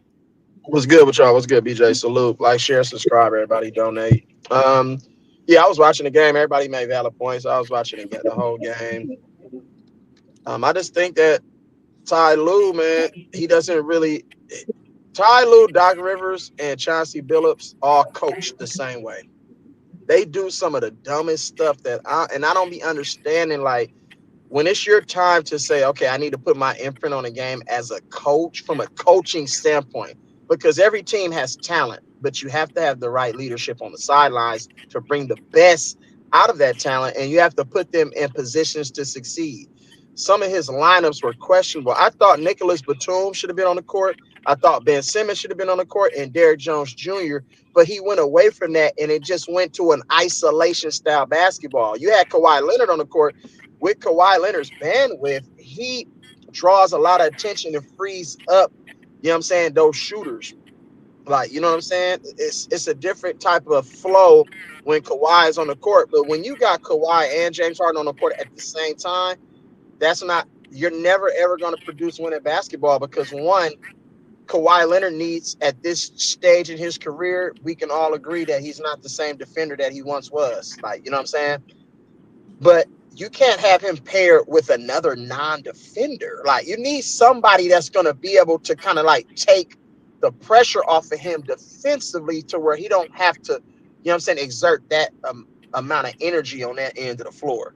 So to have James Harden in the game and then have James Harden initiating and dribbling the hell out the basketball, and then we already know James Harden isn't a catch and shoot guy. If you pass the ball to James Harden, he has to like take a dribble or like a hesitation to get into his shot. And you need to surround Kawhi Leonard and Ben Simmons when he's in the game with players that can catch and shoot. And they were missing Norman Powell, but to just to that point, Bogey stepped up. Norman Powell's not even a fucking all-star.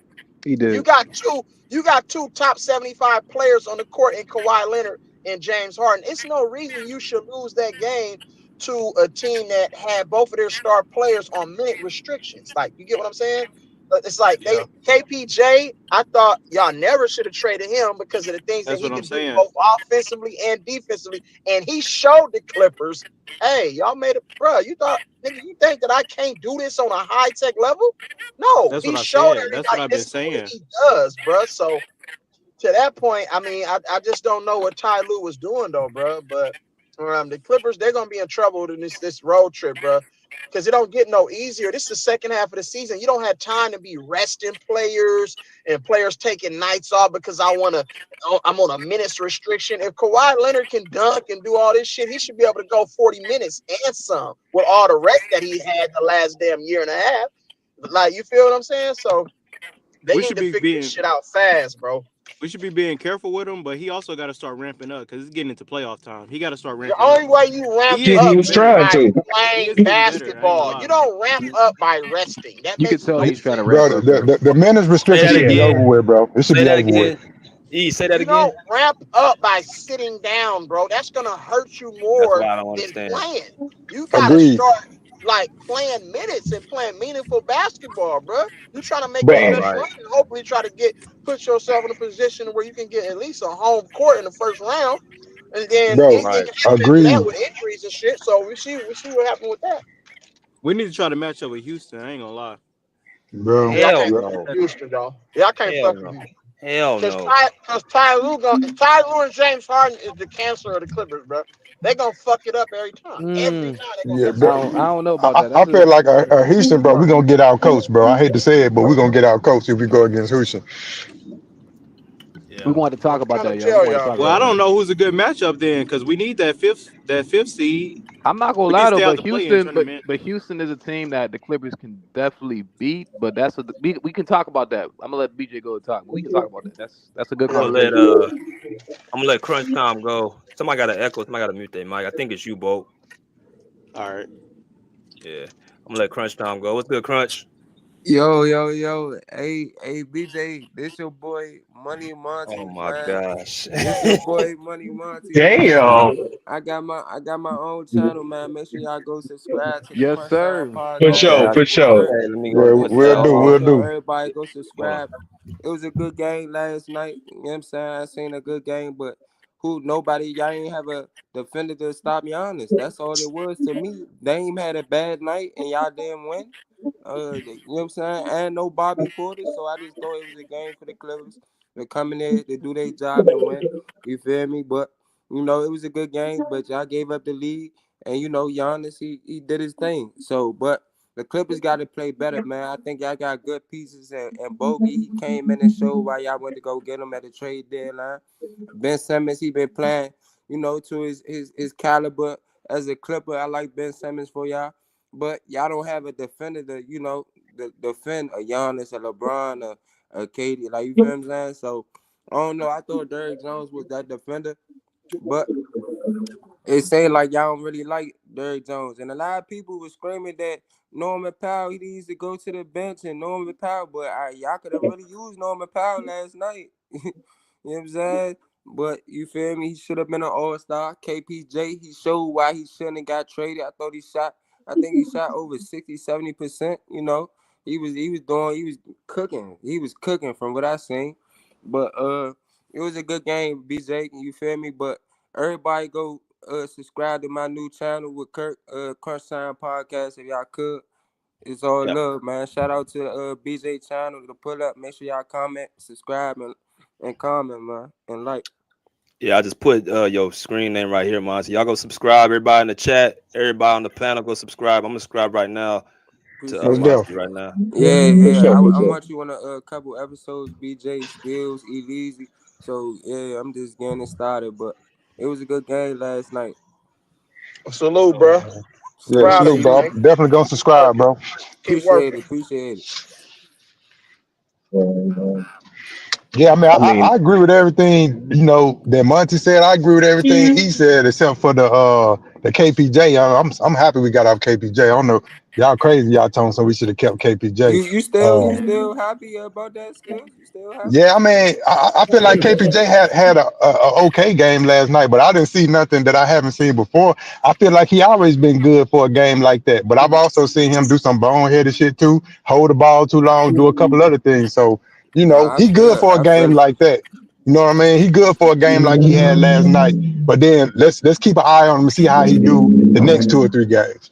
Nah, I feel you. I see what you're saying, Skills. I still think that Bogdanovich is better than KPJ, but I don't know. I mean, let's look at the stats from last night. Who had a better game last night? That's not who he got traded for. The guy he got traded for ain't even played not 1 minute last night. So no, that's not. That's I true. can That's see if true. we That's was true. talking about. Oh yeah, that is true. That's true. That's true. You're right. You're right. I can see if we was talking about Terrence Mann, and Bogdanovich, he's a better player than Terrence Mann. Not defensively, but offensively. But the guy that y'all traded KPJ for, he ain't played not 1 minute. I was just pointing that You're out. right, bro.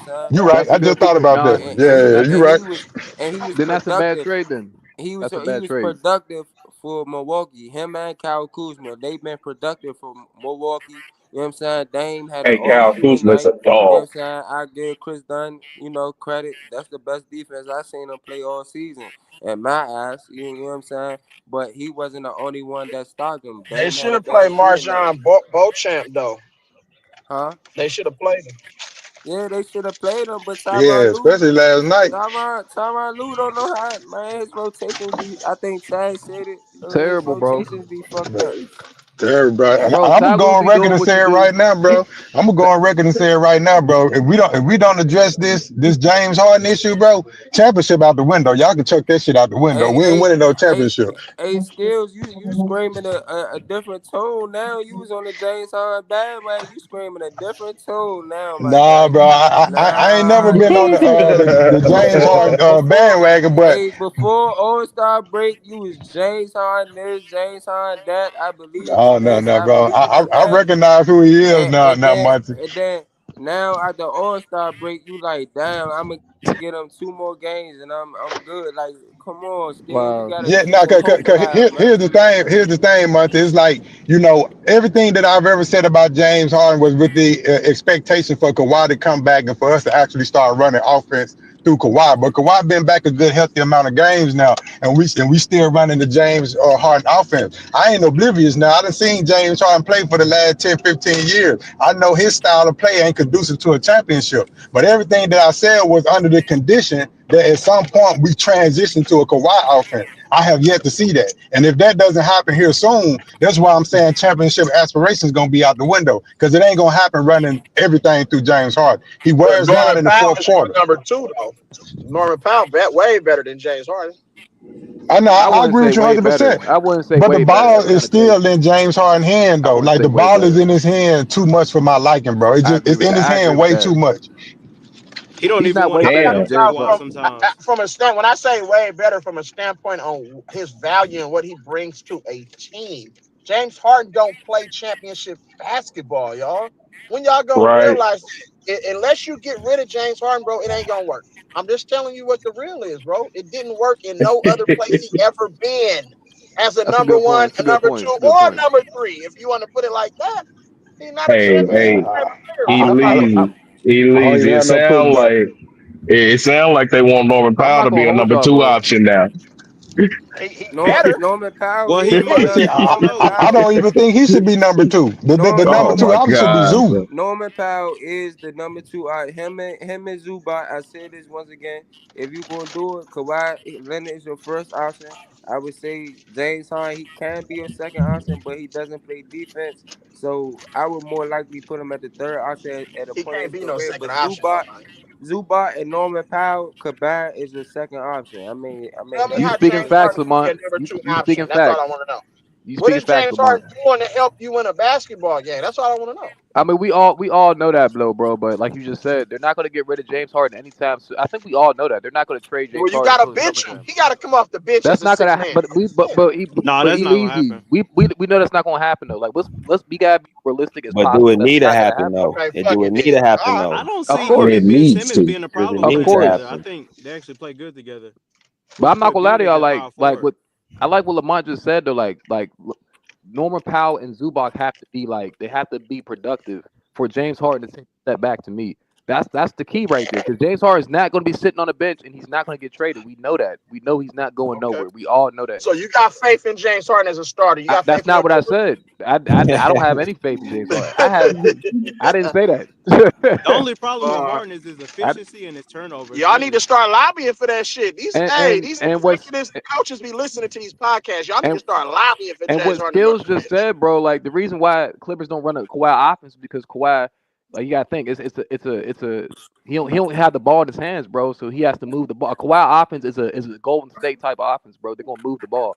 So and James Harden has the ball in his hands, so they're not gonna run a Kawhi offense. Like Kawhi offense is like I'm gonna get my buckets, but I'm at the same time I'm gonna play off ball. Like the Clippers are not really doing that right now until But don't you think, Kirk, that's a the little bit postseason. crazy to run a James Harden offense when you got the best player on the team who's currently That doesn't consistent, make who's sense. constant? Don't you think Yeah, that's a yeah, little yeah. bit crazy? I think But it's that should be yeah. beyond crazy. I agree with y'all, but I think the reason why they're not doing that right now because Kawhi offense is really for the postseason. They're waiting for the postseason to run a real Yeah, Kawhi we No, need to offense. win why would games you want? now.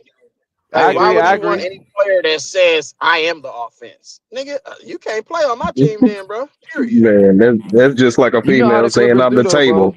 That As shit long as y'all crazy. got Shit James crazy. Harden, y'all can get James Harden Shit offense. crazy. You know, hey, As long as y'all and got then James it's Harden, crazy. y'all That's a can good get the one. James Harden offense, man.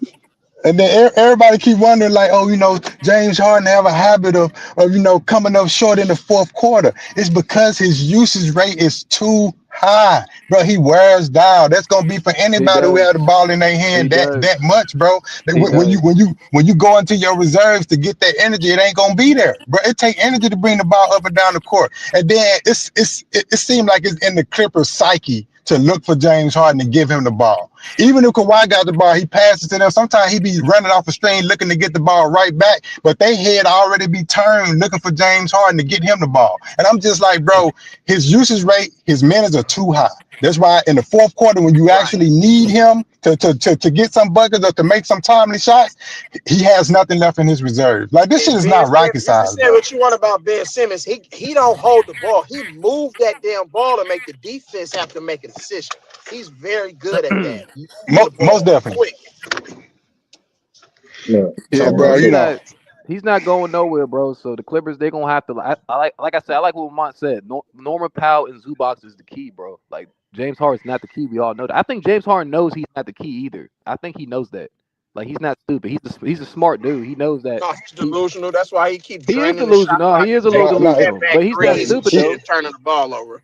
He's bro, not he stupid, definitely bro. delusional, bro. But I'm starting He to think is. these coaches blind, though, bro. Because at the end of the day, bro, you remove Zubac off this team, what do you have, bro? If you remove Zubac, what do you think this team's sitting at right now? I Oh, it's mean, probably eighth, if you ninth seed. if you remove Zubac, y'all gonna look like the Lakers. If you remove Zubac, They you look know what I'm better than saying? us right now, though. Y'all gonna look like the Lakers with no center, no power forward, No, I'm not no. gonna say You the know what I Lakers mean? look better. We gonna look worse than the Lakers, Lamont. We gonna Yeah, look nah, worse than I'm them. saying, you going. I mean, y'all gonna look similar to how the Lakers play. Like you feel they don't really have no Yeah. big man now. Like you feel what I'm saying? Like they gotta play off their guards and they forwards. So that's basically. But Zoo is a big key to the team. He had 20 and what last night? That's not. No. He's not a slouch. Like that's not easy to get. It's not a lot of guys Right. that get 20 and 15, 20 and With 4 It, blocks at that. key Every Exactly. night. It's especially on Every who he night. got it on, right? So like if Yeah. Monty know that and I know that and everybody on this chat know how pivotal Zubac is to the Clippers team and organization, why did he not touch the ball in the fourth? Why is he not a consistent second or third option all the time? Like because you gotta why? ask your head coach. Your head coach don't got faith in Zoo around that time, bro. He don't. That's what it's Yep. looking That's like. Or crazy, James, bro. or James Harden. I think he's taking away from Zoo production, man. He's taking a lot of shots. Like you know what I'm Cause James saying. Harden surfaced, bro. How many shots he shot last night? 21, 22 shots. That's That's too from many every shots, bro. night. When you ain't got it Every going, night. bro. When you ain't got it going, bro, your shot is not falling. There's That's a too many lot of. shots. Hey But bro, skills. he That's a lot of skills. shots, skills. He That's do a that lot of every That, shots. night, skills. bro, Like he shoots like bro, there's 42% too from many three. shots, bro. I don't. It ain't no game for the foreseeable future from now to the end of the season to the postseason where I want to see James Harden taking more shots than Kawhi. I don't want to see that, bro. I'm just being real with you. I don't want to see that because at the end of the day, we still need James Harden in spot to facilitate the offense in spots, not the whole game, but in spots. I I know that agree. in order for I him to agree. have that energy, bro, he cannot have this ball in his hand this whole time. And to me, how he playing right now is coming off as selfish to me. It's coming off as a selfish style of play because you see people like Zoo and other people that need the ball. Why are you out there if you can't get these other guys going? Like we got guys Mm. on our Right, team that Very selfish. can make shots, bro. right. Like Derrick James Jones Harden Jr. is the system. Shit, man. That system need a reboot, my guy. It need a reboot. Hey, look, but we gonna see, bro. I think the Hey, the only postseason. person that got any kind of motherfucking chance at getting that change is BJ. BJ, you around the team, go pull James Harden aside and be like, nigga, He bring funny as your shit. funny ass off the bench, bro. Uh, It's all on you now, BJ. God yeah, damn. facts, man. Facts. Hey, BJ, tell him about the pull Yeah, up podcast. Tell him. yeah, That shit funny as shit. yeah. If y'all want me to, I will. Please, Man, bro, bro, we Hey, want you that to. need to man. happen, Hey, bro. no, Hey, for real. Hey, BJ. BJ. Hey, I don't know tell if you'll James listen to Harden me, to but bring I'll his tell his happy ass. ass up here. Hey, James Harden See, need to see, bring his happy ass up here, man. Nah, BJ, facts, what you bro. need to do is you need to go tell James Harden to pull up a seat, pull up a chair, and sit on the goddamn bench. All right, that's what the fuck you need to tell that He funny, nigga. Taz funny as shit, bro. He in the All-Star game dancing while Kyrie cooking one be like I was like James Harden like bro he's so funny to me bro He he was is, right man. there I ain't gonna dancing like a lie. little kid. No, he is, Like bro. Skills That said, shit, bro. He's selfish as shit though, bro. But we gonna bro. see, He's bro. We selfish, gonna man. see. We Y'all gonna Yeah, see he the Bro, seen look, is. y'all postseason. We but gonna seen but the know. but little but All-Star game here's James the Harden thing, get the though, Kurt. We dance. ain't got that much time to see. We ain't got that much time to see, bro. Like we've been Yeah, seeing the whole first half of the season. Like it's crunch time now. And the reason that the game last night pissed me off so much is because, bro, we had no excuse for it to go the way we did. We coming off a week break.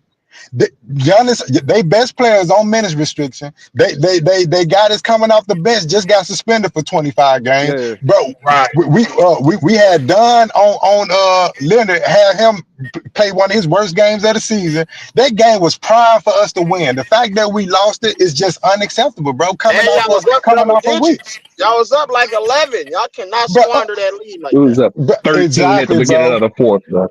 Bro, you 13. can't Right. lose shit like that, bro. You just can't, bro. And the You fact that we definitely lost it, can. like, bro, and then I'm looking at Norm, like, what's going on with Norm? You know, you out here talking about you should be an all-star, and I agree that you should be an all-star, but motherfucker, if you got knee injuries, I didn't want you playing in no all-star game anyway. Like, what is going on with you? Like, No, it ain't you nothing just wrong coming with off a week, Norman. so I mean, what's wrong with Did his that knee? probably shit to just got prove a that. He point. He probably did just that got shit that to knee prove a injury. point to the Clippers. That's all. No, I ain't gonna lie. Norman Powell do have an extensive history with his knees, bro. That's Yeah, one thing we that do probably got to just came watch out of out nowhere for. though, bro. He gonna be back, bro. I think Norman Powell gonna be back though. But like y'all just said, the James Harden shit, I don't know, bro. That's why it's scary. But I Is think that we Norman can beat playing Houston, tonight? bro. Is I Norman think niggas playing can beat tonight? Houston. You said what? Is Norman, is he in the lineup tonight or is he out? They Oh, we don't got a play game tonight. They play tonight? tomorrow. They play We tomorrow. play Sunday. No, tomorrow. Oh, Yeah, Sunday. so, My bad. My you bad. said Man. tonight. We play He Hey, Sunday. probably is though, bro. hey, Elise. Uh-huh. Hey, make sure you go subscribe, man. I know. I was trying to find that shit, bro. Hey, Lamont, you It's having your channel X today? Crunch You having time. an episode Hey, today? Taz. All right. Hey, Taz. Make sure you subscribe too, bro. Man, Kirk, we did a trade deadline episode. It was quick. It was short. It was the very first episode, but you know what I'm saying? I picked up from BJ. I'm learning, how to do it. But make sure y'all subscribe, man. I need all y'all on the channel, man, including Yes, For sir. sure, BJ. for You sure. hear me? I'm trying to go up. You hear me? I'll be on there. Just let me All know. right, say no more. All right, I'm gonna let you know, BJ. You already know. I'm gonna let you know. All right. I That's already put the my best. playback channel in the comments, so y'all can go on there. Like I Bet, said, I'll bet. be there every away game, so chop it up Wait, on there. so why don't you guys think that the Clippers can beat Houston? I think the Clippers can beat Houston. I think they can. That's just me Oh personally. yeah, the Mm, Clippers. look, You talking about in the They playoffs? Or you can't beat talking them, about bro. They right gonna now? put pressure on I think James they can Harden beat and weak Houston. defenders. I don't think they can beat like different teams. I You definitely think said they can beat you Man, talking Houston. about Houston. Kirk? You talking about right You now can't. or in the Yeah, playoffs? Y'all like can't right now, fuck I with think Houston. I'm right telling now you, bro. I can Oh tell you Y'all why. yeah. I not don't gonna think. beat I no mean, Houston. I think they can beat them right now, bro. That's just me. That's just me. Hell We yeah, can you beat can. them. We can beat That's I just them, don't me, know, but Right, bro. man. right now. to I be see honest, flaws any in young Houston. team And in the I'm gonna be NBA is honest a with I weak y'all. see spot for the flaws in Clippers, Houston, bro. bro. The there you Clippers go, can beat. Taz. The There you Clippers. go. Well, The like Clippers can go as I'm far as worried about the Kawhi. Detroit game, my damn self, because Detroit is Me a too. gritty ass young team, bro. And So, I don't know if we got too much physicality for that team right now. Why don't y'all think we can beat Houston though? Y'all, Y'all gotta y'all, tell me y'all why. got a good team, Bro, man. Y'all because got a good they team. young, bro. They gonna run us, Yeah, and they got all good the keys coaching. together. Y'all got a So good hold Fred up. team. Van Fleet, they got squad, bro. Fred Van Fleet, Tari Eason, Alperon Sengun, Jalen Jabari Green. Smith. You feel me? So Elise, you I gotta mean tell me something, bro. Thompson. I mean And they got Thompson. Thompson. That's They a got So whooping. I Dylan hear what Brooks, y'all Steven saying though, Adams. bro. They got But let me know Steven They this. got Adams at Let dogs, me guard. know They bro. this, got a bro. lot going on. Who's gonna be consistent for Houston like every night? Like, please tell me. Tell me. Tell me. They don't play I off of mean, bro. consistency. Look where they at in Yeah, the true. standings right now. Bro, we talk about Uh, postseason. We ain't talk about regular season, bro. I'm Eh, talking about They a do it by 7 game committee, series. bro. Hey, but They but do it hey, by I'm gonna committee. answer that question, Kirk. You know what they do consistent? They play What's defense. They play yeah, we do hard yep, too. every night. They play yep. hard. They Yeah, play they defense play. and They they're play young. hard. We play And I'm defense not too. gonna lie to y'all. In Yeah. Houston versus Grizzlies was one of the best games I ever seen. Like they was going back and forth. Like Houston played good basketball, bro. And they got Dylan Brooks. They gonna be tough to beat. They gonna be a eh, tough out. So I think And they tough, bro. here's the But thing, though, Kurt. We can yeah, beat Yeah, them. and they Like got we Dylan Brooks. can beat Like them. Dylan Brooks hella that's what I'm raw though. saying. No, we can beat them, Kurt. I'm not gonna sit here and make it seem like we can't beat them. We can, but we can. Y'all could But beat them in a 7 game series. Hell yeah. I would pick the for Clippers sure. in seven. I Hell would pick the Clippers in It's 7 just games. But Kawhi has to but go but nuclear. hey, bro, we're not gonna beat them if we running the James Harden offense. If the ball, if we do I agree. relying on him to get I agree. everybody in their I spots, agree. and we ain't got no backup plan for when they Yeah. inevitably cut that water off, because that's what they gonna do. They gonna pick them Mhm. up full court, cut that water off, and Right. if we ain't got that Kawhi offense Yeah. primed and ready to go, we can't beat them, Mhm. bro. I Let me agree. go to I Listen, let agree. me go to old but man real quick, y'all. Let me go to old man real quick. What's good, old man? All right, fellas, how you all doing? What's What's What's going happening? on, happening? What man? to do, old What's man? going on, We old chilling. man? We chilling, old man. We chilling. Unfortunately, bad loss last night. Uh, and the thing about it is, like I said in the comment section, this year come around, this time of the year come around every year with Tyronn Lue. We get to the fourth quarter, and then we end up losing the lead. Mm. And I don't understand why. You got Ben Simmons, although he shot 3 shots, it was the shots that he shot or the way he made the buckets. Now he's shooting 100% and you don't want to go to him. He cut into the goal and you don't want to give him the ball. You stop giving the ball to Zubac in the fourth quarter. James Harden shoot 2 for 10 from the 3-point line. 3 turnovers in the fourth quarter out of his 5. Ain't nobody saying anything about that. He played 39 minutes. Ben Simmons played 20. Bogdanovich played 20. Derrick Jones Jr. played 20. What sense is that? What type of offense are you running with James And Harden Amir can chop Coffee up? didn't do shit. So Okay, but Kofi, he's playing. He played in a position, meaning starting, that he's not accustomed to. Mm-hmm. See, you get the best out of a person when you play them how they play best. And Amir Kofi, he comes off the bench. That's when you get the best production out of him. You should have started Ben Simmons. See, you should have started Ben Simmons at, like we've been saying, at the power forward. Put Kawhi at the 3, but let Ben bring the ball up the court. You don't want to do that because it's too much like right. Mm-hmm. Because James Harden, with his usage rate, he got to do what he do best, and that's F up the game. Right. We got to call it like it is. Ty Lue, every time of the season, this is what he do. And just like BJ put up the perfect, we haven't beaten any good teams over 500. That's crazy. We have, but most of the time, 5, 6, and 18 or something like that. 6 and 17. Oh man, against teams in the Damn. West. That's crazy insane. as shit. Nah, You you know, know what that's it is? it. I just peeped it, bro. Y'all got too many motherfuckers that got cornrows on y'all team. Y'all niggas need to get some haircuts, bro. I don't know. OKC got the same problem. And they whooping niggas' asses. So I don't know about that. You got all of these good got players, braids and shit. but you can't get the lineup right. I understand you want to play certain lineups consistently. Like I say, okay, he got to get after the All-Star break, he got to go with a consistent lineup. But you got to go with the right lineup also. And you can't keep playing this Zubac at the center and then everybody else 6'2", 6'3", 6'6", 6'7". That's not going to work, man. Look how big the Milwaukee Bucks are. Come on. It just doesn't make any sense. So we got to put the onus where it belongs. That's on Ty Lue. All this, the players got to do better and all this and all of that. No. The strategy got to be better. The schemes got to be better. Right. Big time facts. Hey, BJ. What's up? Hey, BJ. So I know everyone remembers this. Remember when James Harden first came on the team and that one dude on TV was talking so bad about James Harden? Like, he was talking so bad about him. Like, he was saying, oh, he's this bad player. And everyone was like, nah, like, he was wrong. I don't know if he's wrong, bro. I don't know if he's not a bad player. James Harden ain't a bad player. He just needs to be checked. He needs to be told no. I agree. He's entitled. He's entitled. He's cool. He actually cool off the court. He that dude, like your homeboy, that you have around for a certain period of time, but you can't be around too long. Because he'll rub you the wrong way or say some stupid shit, or just you can't be around him all day. You can't be around him all day. On that fruit booty stuff he be on, so that's what it is. James Harden played the same way LeBron and Luka play. That's exactly how he played. And Ty Lue is infatuated with that type of play.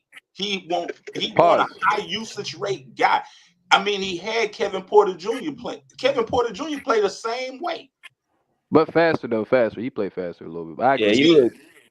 He looked better last night, man. KP looked like he was in rhythm. He looked like he was getting to the cup. But then I was like, I asked Ty, I said, like, do you think the ISO is the problem? And he was like, it could be. I'm like, nigga, is or it isn't? Like, we watching the same game. It could be. He's the coach. He's retarded, bro. He know damn well that's the damn problem, bro. He's stubborn, though. But that's why he had to tell you that, BG. He can't just tell Doc you. Rivers chain of coaching, bro. Yeah, that's the damn problem, bro. Why you think Doc Rivers ain't never really won shit outside of? He had 10 Hall of Famers on one damn team. He ain't never won nothing outside of them. He looked down at the piece of paper. When I said ISO, he looked straight up. He like, nigga, you better not say. Hey, BJ, he can't come out and tell you that, bro. That's crazy. He can't be like, yeah. Like, he tells that to his players in the locker room. He can't tell you that. He run ISO Because he really because throwing his he don't teammates have under the no bus. That's plays. all. He don't Yeah, have no exactly. schemes, man. He don't have no play. That's the reason he got like James Harden running an offense because he has no plays. He That's has actually, no schemes. hey, old man, that It's is the really the smartest whole thing I damn heard. NBA though. Everything is high pick and roll and shoot threes. It ain't really That's no the play smartest. call. Yeah, Nobody got no system like that. that's the smartest thing I heard, like on his chat in a while. He don't have no plays, bro. That He is don't so have no true. play. Ben Simmons got plays though for sure. That's why he loved Ben Simmons probably. He pushed the hell out of that pace. I like Ben Simmons. I like that. That's good. That's why I mean, Bogdanovich should have been in the yeah, game, man. he looked good Batum too. should have been in the game, man. Yeah, like I'm not gonna hold y'all. Like if like you just said, if Zubac is being used, if we face Houston, we can definitely beat Houston in a 7-game series. That's just me personally. But other Hey, teams, I don't Giannis know. Antetokounmpo I literally don't know. grabbed Zubac like 3 times. He was switched on him in the post. He was that scared of Zubac in the post that he just grabbed him like a flagrant grab. I'm like, Giannis, what the hell are you doing? Nigga, play some defense. Scary ass motherfucker. See, and the thing about Ben, people want to talk about Ben and his deficiency, but the thing about Ben, when he gets the ball over the court, over the half court, that ball is coming out of his hands. He get people involved. See, and when you get people involved, they tend to play better. James Harden, Everybody touching the ball. They're not just waiting. Oh, I gotta make this 3 if he pass it to me. Everybody, the ball has energy. Haven't we heard that time and time again growing up playing basketball? Come on, man. Pass the damn ball, James Harden, and then go set a damn screen. James Harden passes the ball and he just sits there. There you go. He can't set no good screens. Bad energy. He don't set good screens at all. Terrible. He got that bad energy, bro. They're just sitting there. So he gets the ball and then fucks up the play. Because they don't know how to play no other way, bro. And that's what's wrong with the NBA. These guys don't know how to do nothing but just dribble and step back. That's it, bro. I'm telling you, bro, basketball is destroyed. They make it so hard when it's so simple. So simple. There you go. You're absolutely right. I do agree. And I ain't gonna lie, bro. I know we didn't have defense like this when Paul George was on the team, but I'd rather have Paul George than see this garbage. This shit. Oh, hell no. I don't know about that. That's a step too far now, my guy.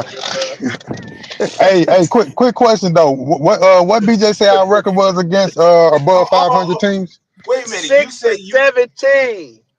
How many of those games did we have Kawhi? 0. When you say Kawhi just came back last week. What you talking about? How many games? I'm saying, like, you know, I'm trying to see how much stock I want to put into that stack. Like, I know we don't have a winning record against above 500 teams, but do we expect to beat those above 500 teams without our best player? So I'm just trying to see how many of those games was Kawhi available.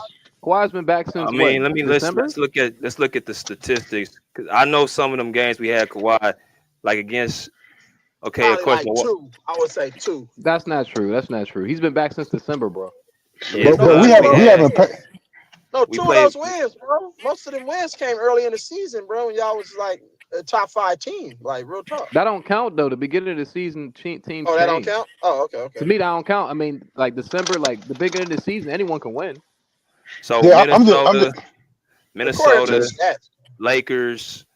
Milwaukee, we beat Milwaukee. We lost to Phoenix. Okay. Right. We lost to the Lakers. We lost to the Pacers. We lost to Milwaukee last night. So Kawhi's been back. If y'all saw these games right here, except we started going away from Kawhi and started going to James Harden going into February. We was finding a niche. You see all these points Kawhi was getting up after that third game he was back? Brooklyn 23, Lakers 19, Washington 15, 18, Milwaukee. He's been back. He's been good. It's just they started, for whatever weird ass reason, started going away from him. James Harden, bro. So BJ, we know egos play a part, man. You know, let's just call it like it is. James Harden got an ego. He done bought into this persona that they have put on him as a superstar that caused him to be entitled, like you said. He want to come in. He wearing Uno chain, like he telling you, I'm number one. I'm the number one option. I'm the number one guy. See, he want to put Kawhi in the back, you know, and Kawhi, he's like, okay, I'm gonna let you do your thing, but when the time comes, you're gonna have to automatically know I am the guy who's gonna get us to where we need to get to. Literally, old man. Postseason. Literally. See? Literally. So, I agree. but Tyronn Lue tired, is bro. it's feeding him this persona that, okay, how can a 35-year-old, 36-year-old guy play 39 minutes unless he's not playing defense? That's too many minutes, man. Way too many minutes. Way too And many. and guess what? All 39 of them, he didn't play 1 minute of defense. So if he playing at that position, if he's playing and facilitating the ball, or so-called facilitating, who else is getting minutes at that position? And people not paying attention to how much he turned over the rock. Right. Like, bro, you assisting, you turn it over, you giving the ball right back to the team. So your assist mean little to nothing. It means nothing. Right. Facts. Because I mean, not only even is he only turning the that, he ball. does it And at the guess what? worst Those points are of the live game. ball turnovers. True. It's a Worst difference point. between dead ball and live ball turnovers. Those turnovers are leading to easy transition opportunities for the opposing team. There But you every go. time, and then not only just the turnovers, it's the shot attempts when he don't get the foul. He not even getting back. So That's he the that's turnover not a too. That's considered a turnover. Okay, so that's considered a turnover, bro. Like, man, look, bro, this dude just God. Hey, BJ, you can get him on the telly, bro. Tell him Skills want to talk to him, bro. Tell him Skills want to talk to him. I tell him, hey, bro, I tell him what he need to know. I tell him He what he need to listening know. right now. Oh, he listening. James I Harden, tell him what he need to know. James Harden. If And you bring your ass on the off the media bench, team, man. you know they listening to his podcast. If he's Right. asking questions, they listening to his Yeah, podcast. BJ, They know one of the what main people media talking people about. they listen to BJ We channel. just I need James promise you Harden they to take do. a back Ty seat, Lue, bro. Like he just need to take a back James seat. Like, Harden. Talk he about might his be ass fit. together. Oh shit, here comes JM. Uh-oh. JM. The biggest Clippers fan ever, bro. Oh yeah, I'm finna mute my mic. I'm gonna let him go and get off. Go ahead, JM. JM. Go ahead, Right. JM. Oh shit. Hey, don't worry. I'm not even gonna say I told you so. I'm not even gonna even go there. No, we want to hear it, JM. Go ahead and say Go it, bro. ahead, We want to hear JM. it. Go ahead, JM. Let him have it. Well, first salute to pull up panel chat, everybody. You know what I'm saying? I remember a certain dude on here like about 4 or 5 games ago, 2, 3 games, saying Ben should start over Harden. And I'll be damned, that was called a fool, an idiot, and everything. Now I'm hearing like everybody say, nah, Harden the man. He the all-star. But now you see it. I'm just glad everybody finally seen what I was trying to say. Harden is I don't know what to say about him. He either I'm just gonna keep thinking what I think. I think he's actually shaving points. I can't figure out any other reason how he could like he does it consistently. It's not like every other game. He does it every game. It's just some games we still edge out. Like Powell had to come through, or Dunn come through, or Zua come through, but he's been doing it. It is a pattern. Turnovers, all of that. But when you see his numbers, he scored, but he averaging 24 points, 10 assists, yeah, but he has a 1-to-1 ratio. It's damn near every assist he makes a turnover. So it canceled itself out.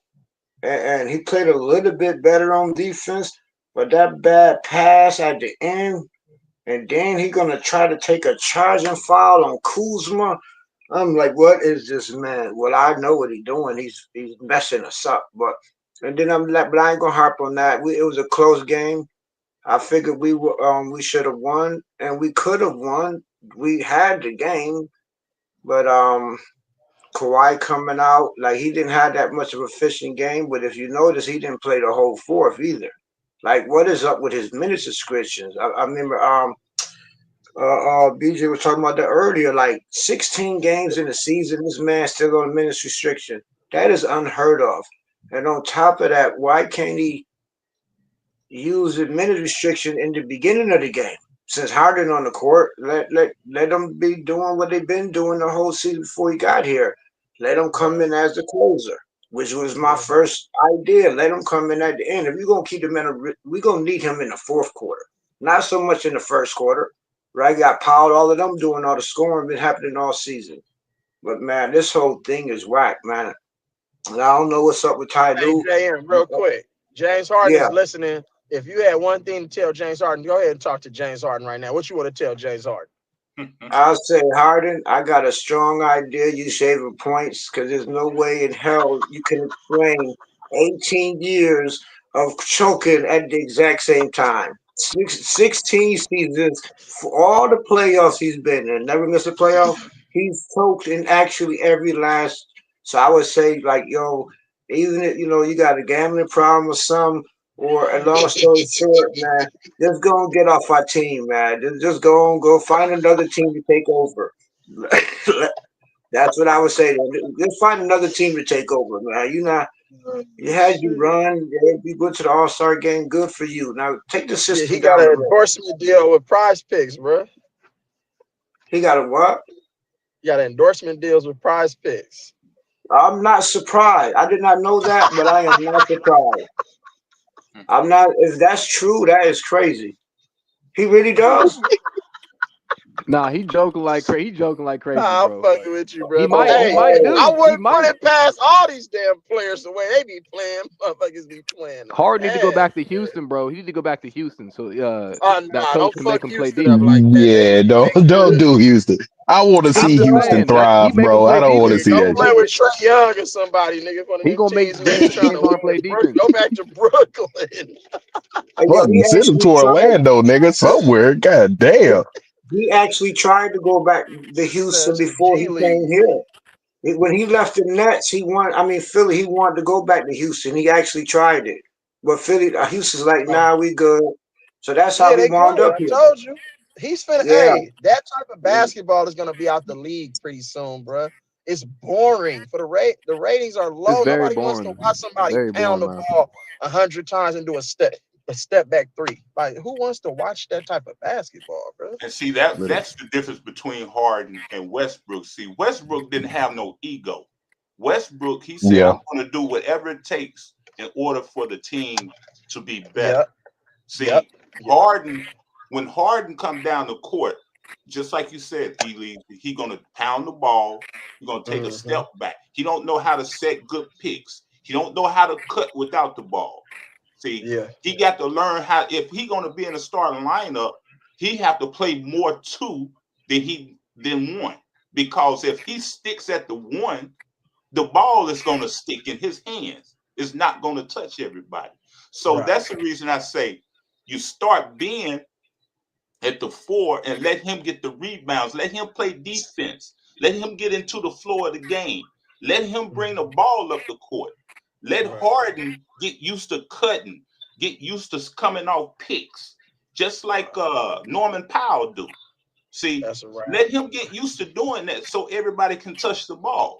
Because Ben don't have to shoot the ball if you got a weapon in Harden and a weapon in Powell and a weapon in Kawhi. Kawhi, he can come up, he can flash up and do the elbow, get his elbow shot, or he can, flash up to the free throw line and do the pick and roll or whatever.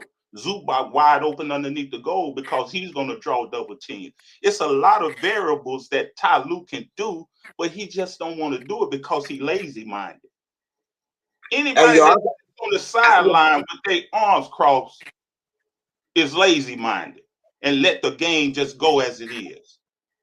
How the hell you lose a 13-point lead in the fourth quarter? He didn't call no timeouts or nothing. But just to That's piggyback crazy. on what you said, oh man, I'll take that one step better.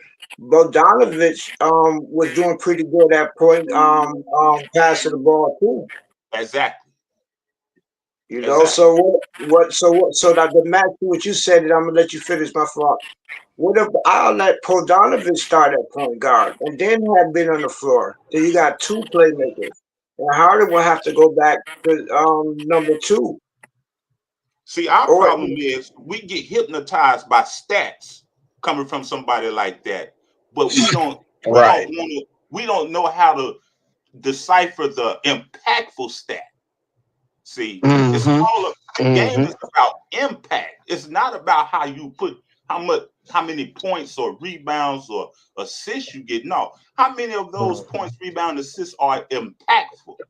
I mean, a perfect example for that is Chris Dunn last night, 6 steals. He played well. He played well. I must give it to him. He did. Impact. I What I mean, was trying to tell y'all. I mean, if it wasn't for Chris Dunn last night, we would have Y'all got lost a blown long time out. ago. It would have been ugly, man. I mean, he came down in the fourth quarter, hit a clutch 3 off a dummy pass. You know, that was something that we. Better, but hey, he's Pat Beverly. I take Pat Beverly Yeah, on the squad all day. he You is know what? The smarter than Clippers Pat might Bev, want to bro. think about getting him. You know, he just had a buyout with his real what's his name overseas. No, So we he's good. eligible to come back to the league. You don't want Pat Bev? No. Yeah, if we got Chris Dunn, we do not need a Pat Bev, bro. No, hell You don't no. want the bubble? Hey, you don't want the bubble, Pat Bev? The bubble was 5 years ago, dog. Hell no. Hell no. I'm straight. I mean, I love Pat Bev and all, and that's one thing that I also saw. This defense in the last 5 minutes of the game, man. I don't know what the fuck happens with this team, but we get lost in position, don't know how to space the floor. You know, when it comes to the defensive end, somebody can easily slip off a screen for an easy bucket. You know, And guess who was on? Guess who was on? Harden. who is it?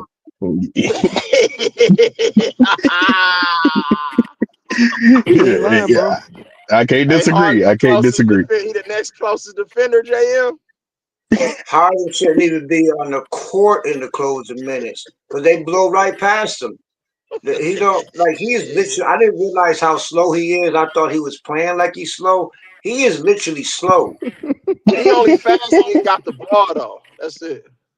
Yeah, until he stopped. It's like he run out of breath or something. Then he just stand there. He He's sprint over for like titles. huh? He's over He, the hey, he titles. look. And last little thing that I'm say something. Harden, when I was looking at him yesterday, man, I was like, man, this dude. You ever seen the Flintstones? You know when they in their car and they body don't be moving, but they feet be like, you know what I'm saying? Like he's He awkward. moving hella fast. The upper body don't be going nowhere. Yeah, it's like his body moving slowly, but his little legs is going. He look like they're in the car. He cooked Like, James Harden. Call that man a Flintstone. Barney This Rebel. man That's what moving cooking, like bro. Barney Rebel about here. But that's the Yeah, problem. yeah. See, if you're not playing with pace and you just walking the ball up the court, you're not putting pressure on the defense, the opponent. You know, they be able to set up in their defense. Yeah, exactly. And that's exactly what happened when he came in the game. Man, In the fourth and quarter. They was able to set up in their defense, and then he turned the ball over. You know, But you know what I would have did? I would have put Ben Simmons on. I would have put Ben Simmons on Brook Lopez, and I'm putting Zubac on Giannis, and then I'm gonna just play like a zone on Giannis. So kind of like all eyes on Giannis. So when he drive, I need somebody to kind of like show. You feel me? To kind of close them driving lanes up, because if you can't leave Brook Lopez, you can't sag off of Brook Lopez because he's capable of knocking down them jumpers, and that's exactly what Zubac did, was sagging off. I knew Zubac was going to get killed because Zubac wasn't going to extend his defense that far. But guess what? You could play that sag game with Giannis because Giannis ain't finna shoot 10 threes, but Brook Lopez will. And when Brook Lopez gets going from the outside, he gonna hit them shots, bro. So I would he have can put run Ben out 3 or 4 straight. close that airspace, and then I would have put Zubac on Giannis because Zubac is pretty agile for a big. He moves his feet pretty well when he switches out off on guards. He don't really be getting torched like that. You know what I'm saying? But then that's why you have help defense. So I would have just put him on, you know what I'm saying, a bigger, stronger body on Giannis, and that would have wore Giannis down even faster because Giannis didn't really kill like that. Giannis didn't really do too much that game. It was the role players that Brook Lopez, KPJ, Kyle Kuzma, and Taurean Prince killed. I'm like, you can't get beat by those 4 players. You just can't get beat by those 4 players. But he was a threat, Lazy. He was a threat. That's what it is. He on there. He may not have the typical Giannis game, but he was a threat. Right, That's right. the problem. You got Giannis at 6'11", 7 foot. You got Brook Lopez at 7'1". You got the other Torian Prince 6'8", 6'9", or whatever he is. You know, come on, man. You can't play no 6'6", 6'5". You can't play this small ball stuff off. I mean, you had Kawhi and you had Amir Coffey. They both 6'7". Okay, fine. But and they switched Amir Coffey on to Brook Lopez, and nobody came to help or double. They just let Brook Lopez straight cook Amir Coffey with the and one. That was a crucial basket at that juncture of the game. Yeah, hey, here's a $1 million question. How come DJJ will only play like 20 minutes? Only played 20 minutes. Ty Lue. That's why. Because you don't need to be on the floor. Last interject real quick. Now, when people were saying that Ben could play the center too, that was a game Ben should have played center also, because my theory where he's a big body, he could have gave Lopez a better challenge. He put Ben down there. Yeah, Ben should have played center against Lopez because he's more physical. You know, Zubac, like the other caller said, you pull Zua out from the rim. We got Nicholas Batum out there. Are you kidding me? Like, what is Ty doing? But that's all I had to say. Go ahead. You don't like Nicholas Batum? Come on, bro. Yeah, I like Nicholas Batum, but not as a center. You know what I'm saying? Not when you play small ball. You got Nicholas Batum. He played the center. Why did you trade for Eubanks and don't play him? Eubanks could have guarded Lopez. I don't get it. That's enough. Hey, that's $2 million question. Well, if I could be if I could be in that room to ask Ty them questions, man, they probably kicking me out the room. No, the man to do it, BJ is going to be the reason why the Clippers either win or lose a championship. He knows all BJ the keys, there, bro. Yeah, BJ there. BJ got to go in there and ask the tough. Just BJ, if you get the chance to interview him again, just ask him to, like, respect, take pull up panel with you. Take the chat, like, just ask the questions that you hear. Like, we giving you ideas for questions. Like, man, all of us. Cost BJ's job, bro. Don't tell BJ that. Yeah, I don't want to cost him the job, right?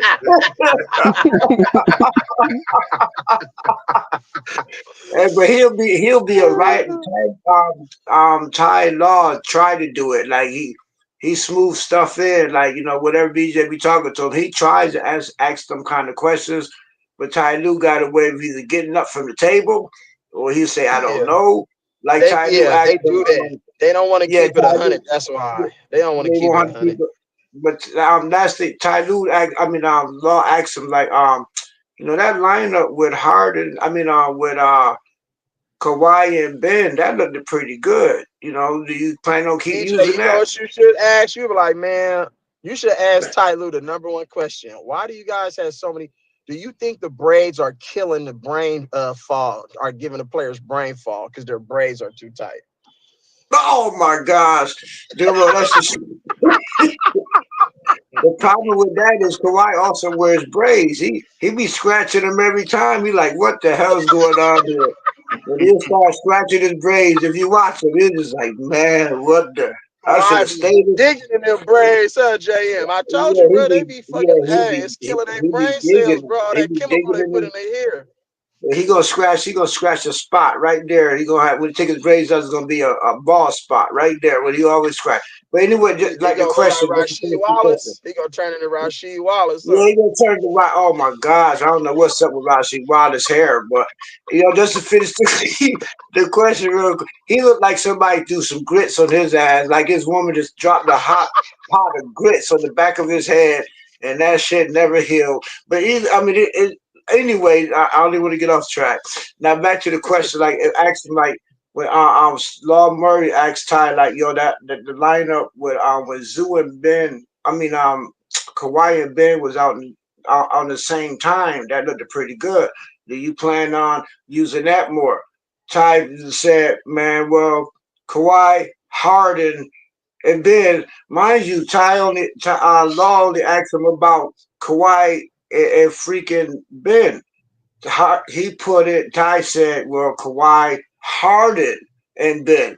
Like, what? Ain't nobody asked you about Harden. So what the hell's up with Harden? The man said Kawhi and Ben. He didn't ask you nothing about Harden. So Harden, I bro. don't I know. told you Ty Lue and Harden was placed on the Clippers to destroy their franchise. I'm telling y'all this, bro. When the Clippers get rid of them two players, they win a championship. I promise you. And it's unfortunate. It's really unfortunate because Really unfortunate. You know, when you look at it, they really have a really good team.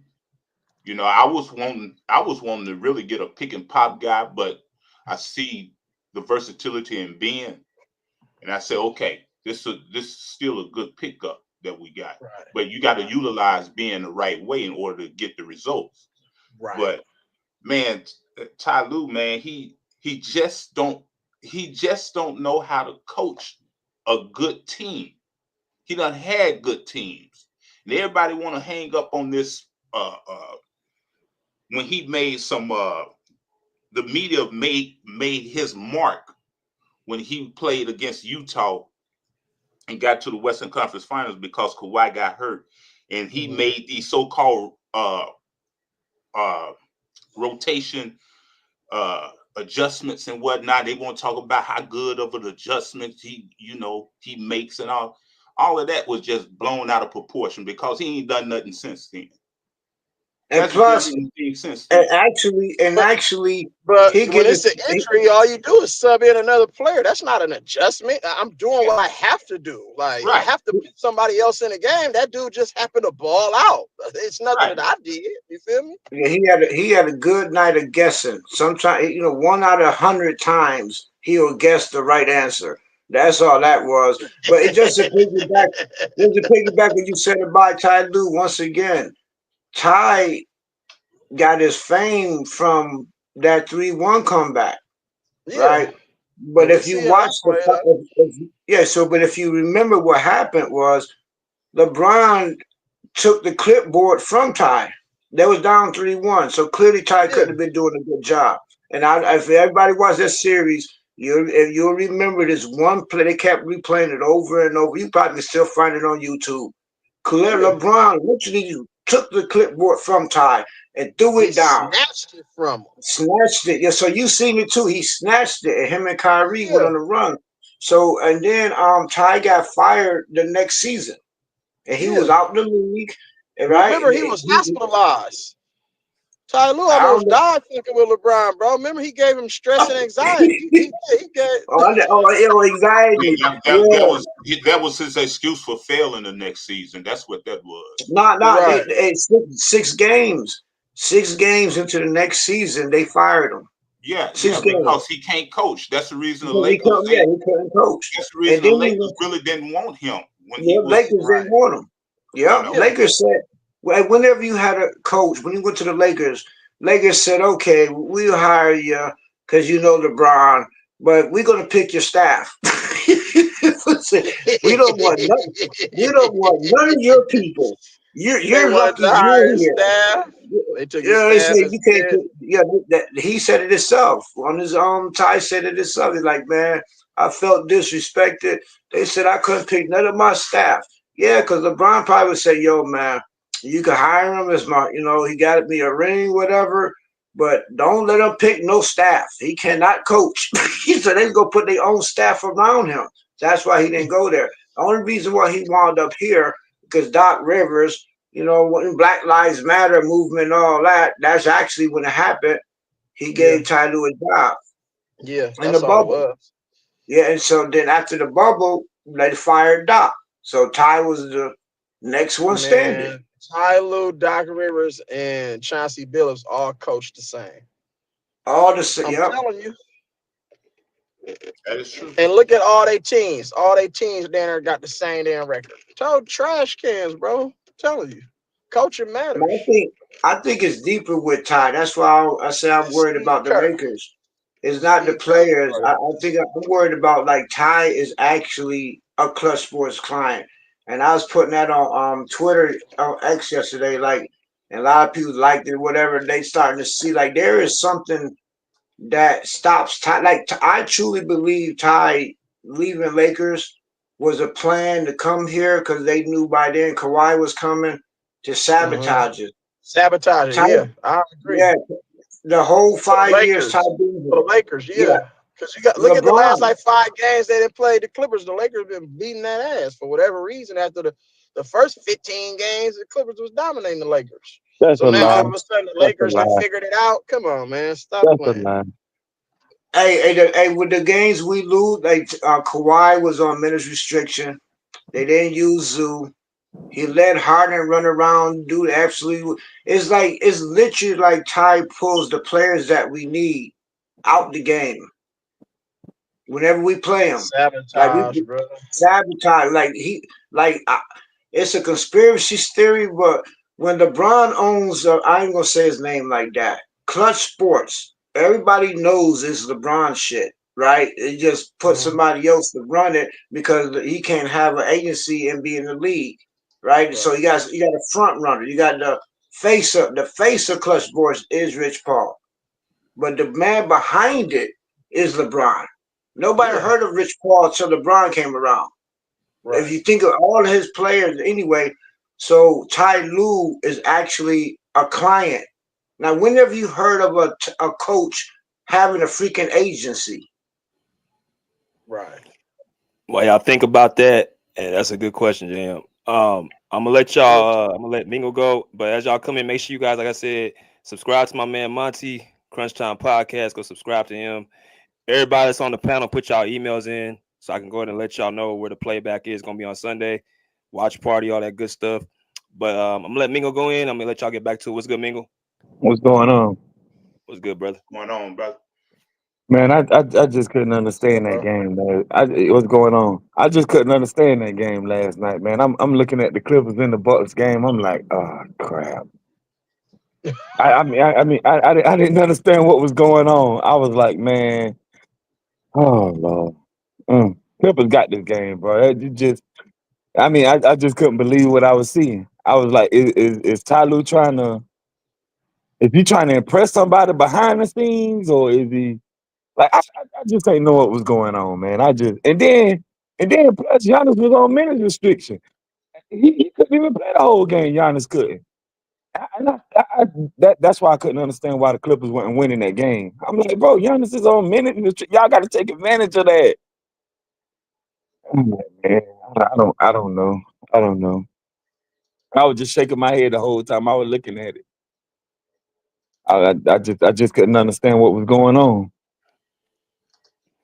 So what you think was the problem, Mingo?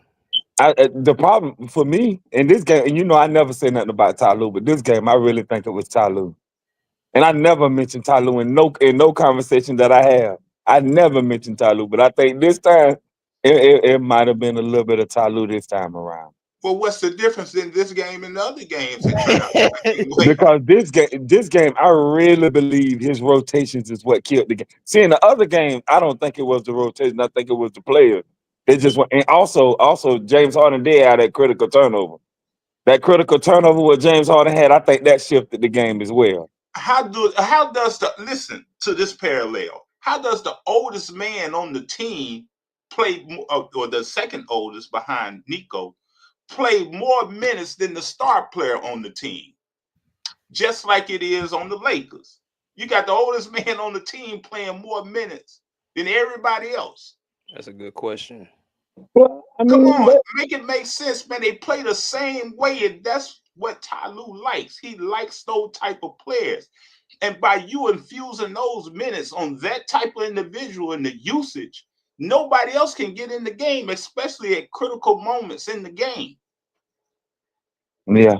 Okay, I can see that.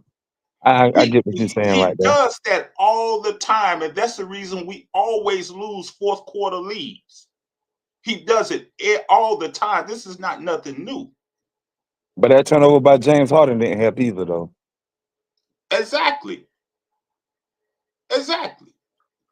That's what he do. That's what James Harden do. That's the reason we always call him what? A choke artist. Because he choke under pressure.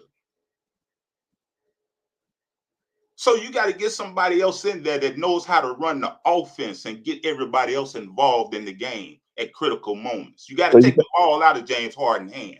It's So just you that think simple. Ben Simmons could have been better in that situation? Of course, because he's going to get the ball to everybody that needs to touch the ball. Okay. You got multiple weapons, and you can't have somebody that just hold the ball, and then say, okay, I can't get my play off, so I'm going to throw the ball to somebody else at the last second. That Also, you can't continue to play that type of basketball. yeah, I agree with that. But also, I think y'all should have. Y'all was missing my guy too. Y'all was missing Norman.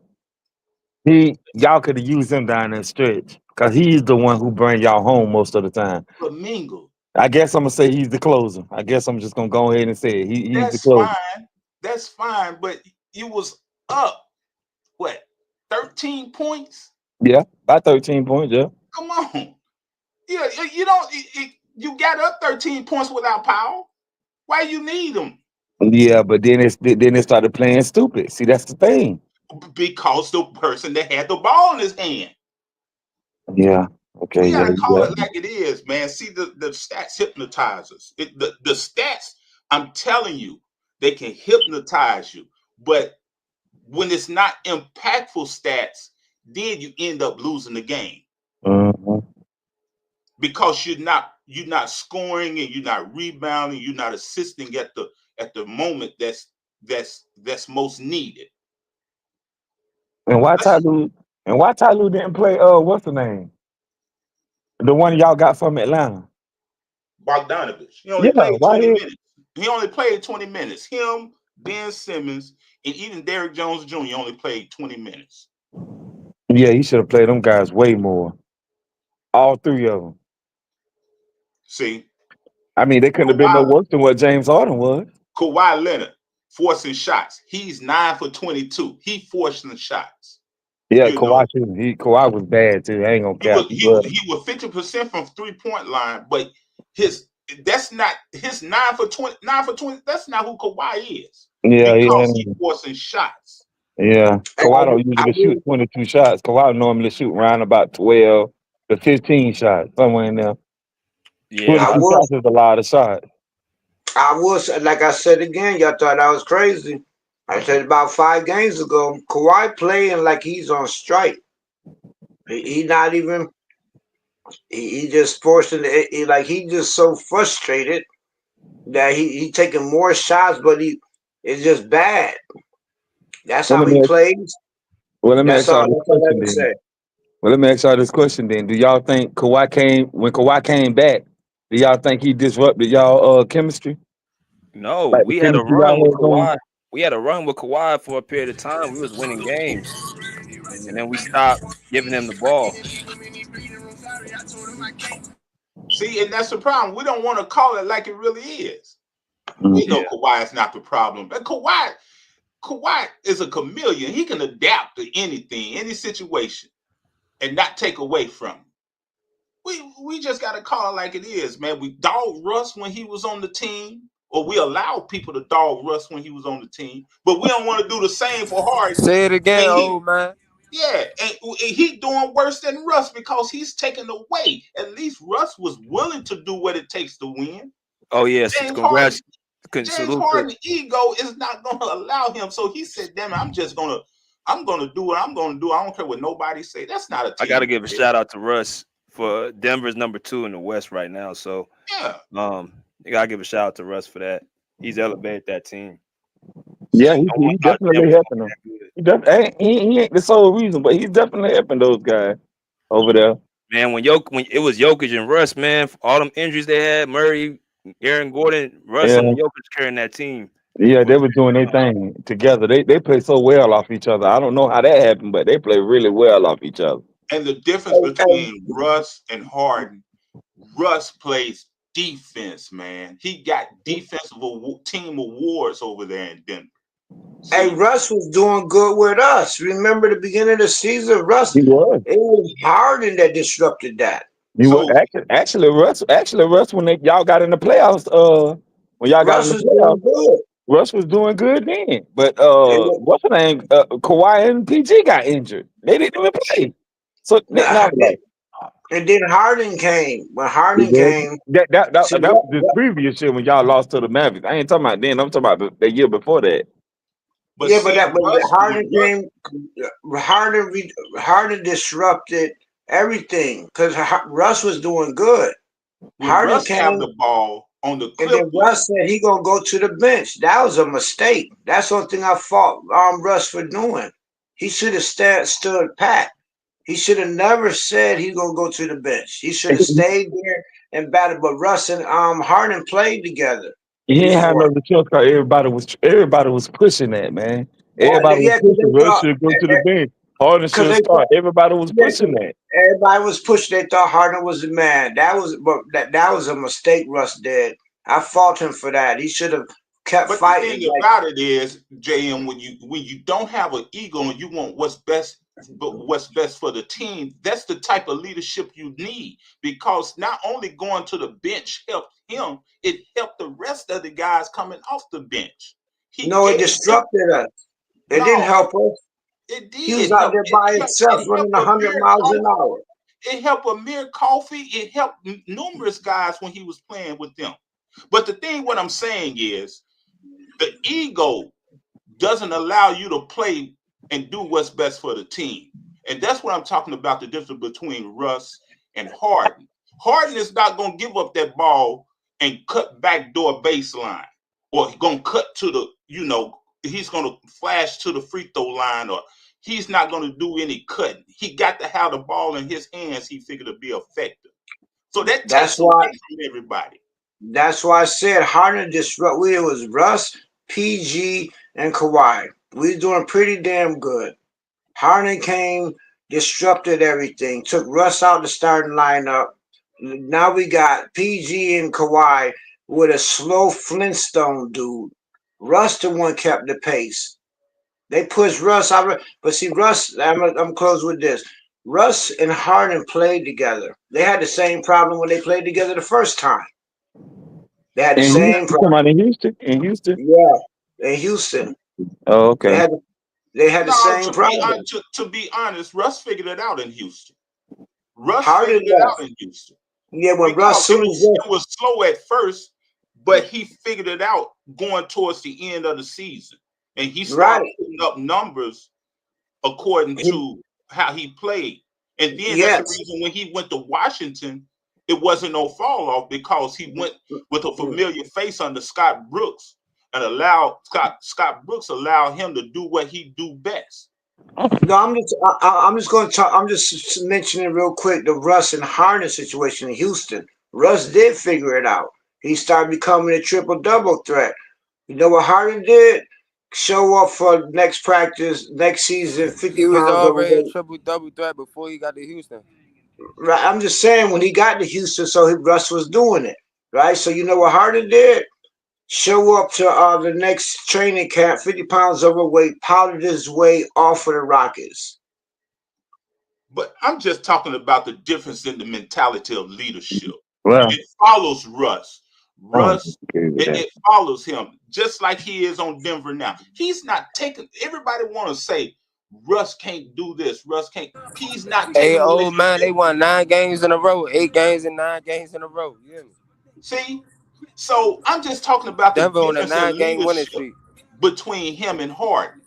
That's all I'm talking about. Yeah, And but so unfortunately, Harden is going to have to learn how to put his ego to the side for the best interest of the team and say, look, okay, if I really want to win a championship with one of the top players in the world, I'm going to have to, I'm going to have to come off the ball. I'm going to have to let the offense flow better. but You know, I got to take my ego out the equation and say, okay, I'm going to do what's best for the team. I got okay, to but play. I got to play shooting guard. You know, well, yeah. Okay, but basically, what I'm saying, well, unfortunately, when Russ and Harden was in Houston, unfortunately, that wasn't a championship team. That they had Russ and Harden, sure enough. That wasn't a championship team, though. There ain't no way that team was gonna win a championship those years that they had them too. How many no, years they played together? Like twice, 3 I years? was I was talking about the difference of how they approach the game. That's what I'm talking about. Oh, I thought I was saying like Harden choked, and that's the reason why they didn't win the championship. I'm talking about the I'm difference of saying how they they weren't gonna approach win a the game. championship anyway, not with that team. See, Russ, he's fine with not being the number one option. Russ is fine with not being the number two option. Russ does what's best for the team. I agree with that. I Thank agree you, with that. sir. Russ do do Thank you, Russ do sir. He play his does what's role, best but for the team. My old man, say it again. He Russ does do. what's best for the team, and He that's do. what Harden can learn from. He He got to do. He play learn his to do game what's well. best for the team. One thing about Russ, he gonna play his role well. Whatever that role is, he play his role very well. He do that. He is really good at that. And so Harden got a role too, Mingle, right now. Is he playing it well? No, no. See? I got to So cut them turnovers out. Them turnovers is killing y'all, man. if I'm you talking got about a they killing if y'all. you if you got a job and you're not doing well at your job, what's gonna happen? Well, not for Harden, because guess what? Ty Lue gonna keep him out there. So if the supervisor is making you lose money because you're not doing good at your job, what's gonna happen with the supervisor? He'll get fired. That's in All a right. regular job, but that's a regular job. James Harden not getting fired. That's the difference. I'm just talking about the principle of it. Yeah, The I principle. know, but yeah, James Harden not getting fired though.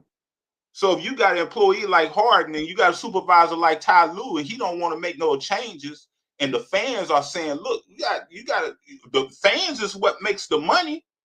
That's true, but And, the owners don't care.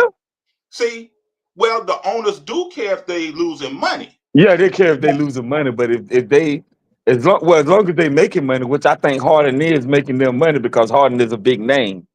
So being that Harden is bringing in revenue, they don't care about most owners don't care about the basketball aspect of it. The fans care about the basketball aspect of it. The Me, owners care Yeah, about the money, but like you hey, just said. our owner is a fan, though. Our owner is a fan, so he's sitting there watching what the fans watching because he's a fan. He's not an owner who just way off. He's like how Dallas owner was Cuban. He Mark sit Cuban, right I like the there. Mark Cuban. Yeah, he's just like that. So yes, he can see what everybody else is seeing. Like, damn, Harden playing way too many minutes. okay, then. Like, you know what I'm saying? Because he's a So fan. you So he talking to his homeboy sitting next to him. And his homeboy probably said, "Yo, man, what's up with this Harden crap?" You know, I'm pretty sure it's in Balmer ear because he's a fan. That's my only pushback with that. This He's is not no. so It JM, ain't. let me ask It you this ain't no. question then. So let me ask you Yeah. this question. So what you saying Steve Ballmer sitting on the sideline watching the game, watching what the fans is watching, seeing what the fans is seeing, all that good stuff. So you telling me that Steve Ballmer would go over Ty Lue head and bench Harden? That's what you telling me. I would say not to. I would say a little bit simpler. He will send somebody, not him, or maybe he sends one of his or whatever. He might tell it to her Ty Lue face. What is going on? You're the coach. Who coaching this team? You or Harden? Why is Harden in the game so damn long? Why is that? And like the other guy said, he's the oldest player, and clearly he is not impactful. He shot like his shooting is terrible. If you look at his stats through the whole season, he's shooting like 30 some percent. Ben could do that and be a better point guard. So that's what I mean. It ain't like Harden is just a player on the team. The coach runs the show, like the old man was saying. He runs the business, the coach. So should send somebody to Ty, like, yo, man, either figure this out, man, or we might have to let you go. But the I thing doubt about it. it is, I you doubt it. got you got you got uh Harden been playing all season. Mhm. He's been playing all season. Look at that, shooting 39% from the field. That's atrocious. What he shoot I from told three? you, What he shoot That's from three? atrocious. Ben was shooting 55% when he left the Nets. So That's you try to tell atrocious. me Ben Simmons got a better shooting percentage than Harden do? That means he barely making one out of every three shots. Barely. But you can't really judge that like that, dog, because Okay. Ben Simmons You ain't can't going. really judge it. Yeah, Okay. yeah. I'm gonna say you can't really judge that by them numbers right there because Ben Simmons is, his So me, percentage in the paint. It's like a LeBron James situation where most of his percentage come from in the paint. That's Other what than you the want. 10, the You 20 want Yeah, high. that's what or you You Ain't that want the want. high truth, though? percentage outside shots. of the Yeah, the paint. You That's want his high game. percentage shots. right. You don't want Ben shooting threes. He sucks at it, like That Giannis. no. I'm not saying shooting threes. He said he's shooting 50%. But what I'm saying is that's 50%. That 50% probably coming within the paint. And Ben Simmons is bigger than James Harden. Ben Simmons like That's how I 6'10", want him to play because 220, 225. it's a 2-point shot. It's gonna count the same as a mid-range shot. It don't matter how far from the Right. basket. It's gonna all count the same. I'd rather him shoot them in paint shots. Go ahead. Right. Yeah, but what I'm saying is Ben Simmons is a bigger body. He gonna get to the lane more than Harden because Harden not as big as Ben Simmons. That's what I'm saying. And 55% is better than 39%, no matter how you slice it. It's way better. That ain't what I'm. You missing what I'm saying? I'm not arguing that. That's not what I'm saying. I'm not saying it's not a better percentage. Obviously, 39% is not better than 50%. That ain't what I'm arguing. What I'm saying is the percentage can be misleading because Dan Simmons getting most of his points from inside the painted So area. Ben, You're just saying he's not a so, good shooter. Yeah, so Ben is the basically what I'm smart. saying. So Yeah. Ben's, Okay. But the Okay. point so is, Okay. you say he's not a good wait, shooter. so Ben's smarter than Harden did, right? Ben's smarter than Harden, basically. Ben figured out, you know what? I'm pretty good shooting the ball from right here. I'm gonna stay right here. So then Harden gonna keep shooting them shots from way out, doing that, whatever, skip to my Lou crap, and he gonna keep missing. So clearly Ben figured out his lane, and Harden don't know his lane. Basically, what you're saying, right? Harden is a better shooter than Ben Simmons by Okay, far. Is he that's a But better okay. player though? yeah, he a better player too. How is he a better shooter when James you Harden is a got some? better shooter and player than Ben Hold on, Simmons. Mingle. Bro, come on now. We ain't doing that now. Come Hold on now. on, Mingle. A shot is a shot. It doesn't matter. A shot is a shot. Yeah, If you wow. take it, if you take advantage of somebody that can shoot over 50% in the lane Mhm. versus somebody that only shooting 30% from the 3-point line, isn't that a much better percentage shot? It is. All But at the right same then. time, though, Wait, in the playoffs. hold on. Okay, go ahead. If you capitalize on those shots in the paint, shooting over 50%, what the defense is gonna do? Wait a minute. Say that again. If you capitalize shooting 50% over 50% in the paint, what is the opponent's defense gonna do? They're going to adjust to that, bro. Ain't that, Okay, in the play- they're gonna collapse to the paint in order to Mhm, stop those shots from being mhm, made. mhm, What's mhm. that gonna do to the outside then? It'll open up to a certain There you extent. go. There you But, go. but wait a minute, though. Yes, it'll open up. But can the players outside the arc shoot that shot? Can Well, they you hit that just shot? said James Harden is a better shooter, so He if he is a don't have better shooter, no, but okay then. but people shots be off though, bro. You ain't gonna be 100% every time you touch the floor. Wait a Your minute, but shot gonna be off sometimes. are you more prone to hit that low percentage shot with anybody not being on you versus somebody on you? No, Oh, okay. Well, he's not a good but shooter then.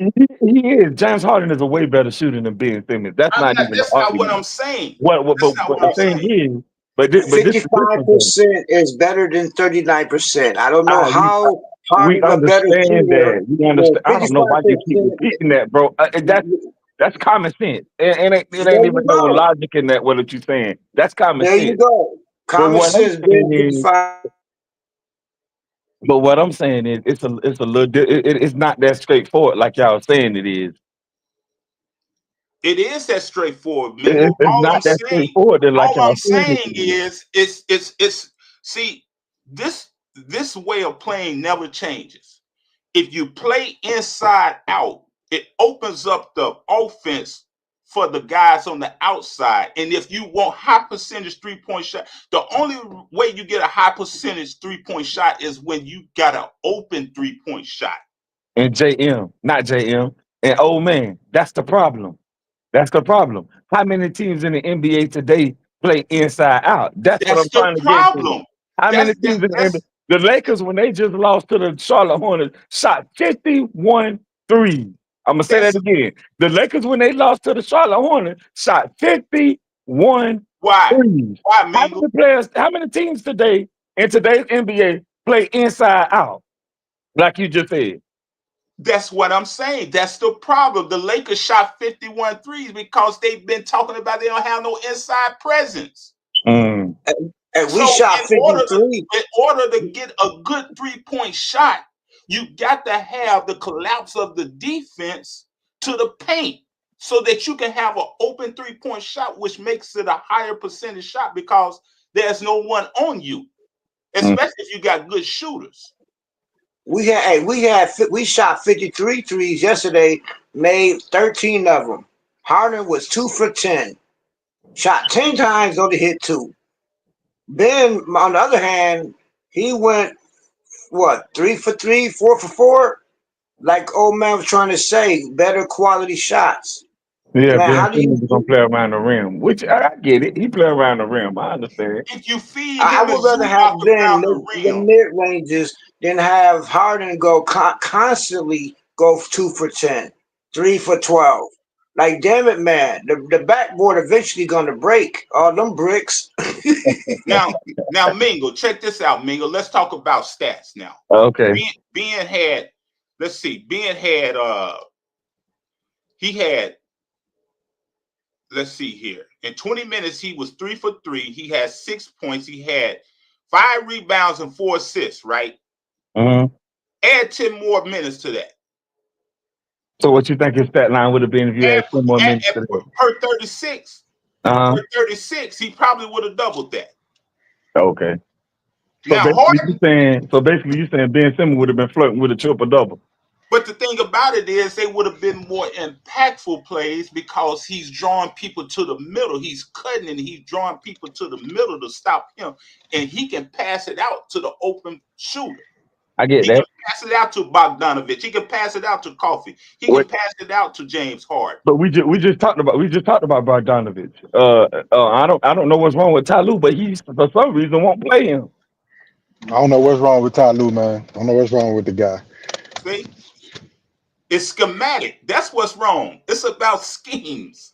I will say this though, old man. I think Ben has been solid for us so far. I have no, I really don't have many critiques of Ben. The only thing I will say is I'm curious to see what teams, because the small problem that I have with Ben is like we know that he's not looking to score. So like when you get the ball, like I feel like what happens when teams start really, pressing him, knowing that he necessarily not looking to score. I would like to see him like drive sometime with the actual intent to score, and then the fake drive and the kick out just to keep the defense guessing sometime and not always looking to pass. But outside of that small critique, I think the two games that Ben has played with us, he's been solid. Yes. And that's all you can ask for. And he can be better if Ty utilize him like he's supposed to be utilized. That's all I'm saying. You got to utilize the guys that you brought in. What you bring them in for if you're not going to utilize them? I thought I'd never say this, but I actually think Ben Simmons can be a mismatch in some. He's a mismatch. He can be. He can be. I think he can be. 16 and he can pass the ball. He's like a LeBron, but like on the lesser level. He's like a LeBron, but on the lesser level. Basically, what I'm saying. Now hold it. Now I'm the one who said that 3 shows ago. Oh, you crazy! You crazy! I'm glad y'all finally seen what I saw. No, but I said wait. Oh, he's not like LeBron. I said on the lesser level. He's like a LeBron Yeah, on I the know. lesser level. I said that. My comparison was to he'd be a mismatch because he's big as LeBron. Blah blah blah. But I did say LeBron's got more features, but Ben got stuff LeBron don't I do. mean, Like LeBron is just a better all-around player. Period. He's more except positive for on everything. defense. But Ben Ben got him Simmons on can also do defense. that too, but just not as good. But Ben got him on defense though. See, Ben do got one up on LeBron Yeah, I defense. mean, Ben got him on defense now, but is he a better defender than LeBron overall? Like when LeBron was in his Yes. prime and all that? Yes. Let me You get ever to seen Mass Lakers play? critique, You y'all. ever seen LeBron play defense? No. Yes, Ben is a better defender. Let me get to Mass, Yes, he y'all. is. What's good? What's good, Mass? Hey, what's up, fellas? What's up, Mr. What up, Man? Mass? Hey guys. Yeah, so I tuned in last night a little bit. I was at the casino gambling and shit, man. But I did catch some of that Bucks and Clippers game. I do agree that Todd needs to find a way to get Bogdanovich on the floor more. He's a pretty damn good shooter. And then I saw that Norman Powell didn't play last night, so that plays a role. the Clippers are playing good ball. They're feisty, getting hands in the passing lane, stripping guys. And then in that fourth quarter, it's just you guys just couldn't close it out. Um, Listen, I mean, Ben's been okay, but being okay is not good enough for this team. Ben needs to be extraordinary, right? I mean, 6'10" with great attributes, but it's always what if or maybe this or maybe that. Nah, like he needs to start just being consistent. And I think Skills or Scholes had the best point, which means make or miss, Ben, be aggressive, go to the basket. And sometimes just your aggression can open up other things because teams are playing him one way. And when they play you one way and they know that you're not going to be aggressive, then it shrinks the floor. And we know the Clippers already have a problem with the offense anyway. So the floor needs to be spaced. And so Ben needs to play downhill. And sometimes it's not even about making the shot. Just make the defense think about something different than you just taking 2 steps, picking up your dribble, and then looking to pass or just looking stupid. And so, listen, I mean, it was going to be a tough game either way last night. No Bobby Portis. Obviously, we know why, 25-game suspension. But that's a game you guys probably should have won. But obviously, late in the fourth quarter or midway through the fourth, the Bucks made their run, and you guys just couldn't recover from that. Like you got it within distance, but then just enough wasn't enough. I thought Kawhi looked good during spurts and stretches, and that's what it's going to be, right? I mean, there's going to be games where his legs look good and the shots going in and he looks healthy and he looks lively and bouncy, but I don't think Kawhi can give you 48 minutes right now to where he's just going to be pure dominance. And so he still kind of get himself back into, I guess, into his routine. Not saying he can't get there, but how long is this going to take? Because at some point, like if you guys anticipate him being Kawhi Leonard, the question becomes, at what point do we see that consistently, right? Where the gloves are off and he's operating at max levels. And I don't think we've seen that consistently yet. But overall, I mean, it's a game you guys should have won. I'm not impressed with no goddamn Ben Simmons. I mean, again, I can't iterate this enough. Him just being okay is not good enough. That's not what y'all brought him. That's not what y'all brought him there to be. It's just, Ben's going to be okay. No, Ben needs to be better than okay if you guys looking to take the next step. James Harden did James Harden shit, right? And so, again, I mean, why are we even surprised when I bring his name up?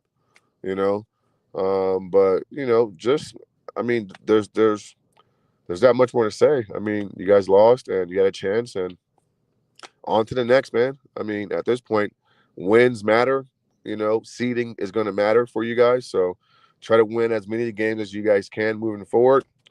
And then we'll see where you guys fall in the standings and who you guys are going to match up with possibly.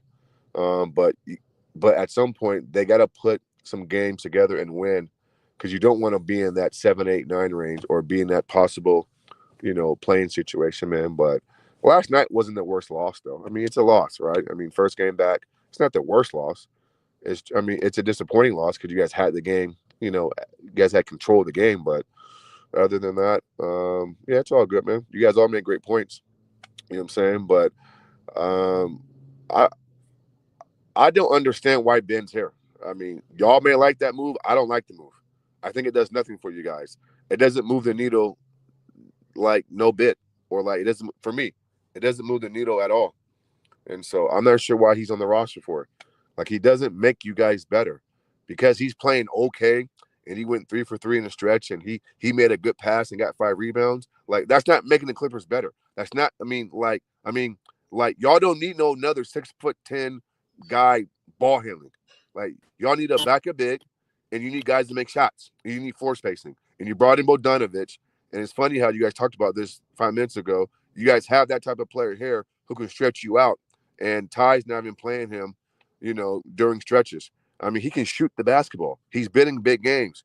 He's made a deep postseason run with the Hawks, right? He's got to a conference finals. He's played with Joker on the biggest world stage and gave the U.S. everything that they can handle.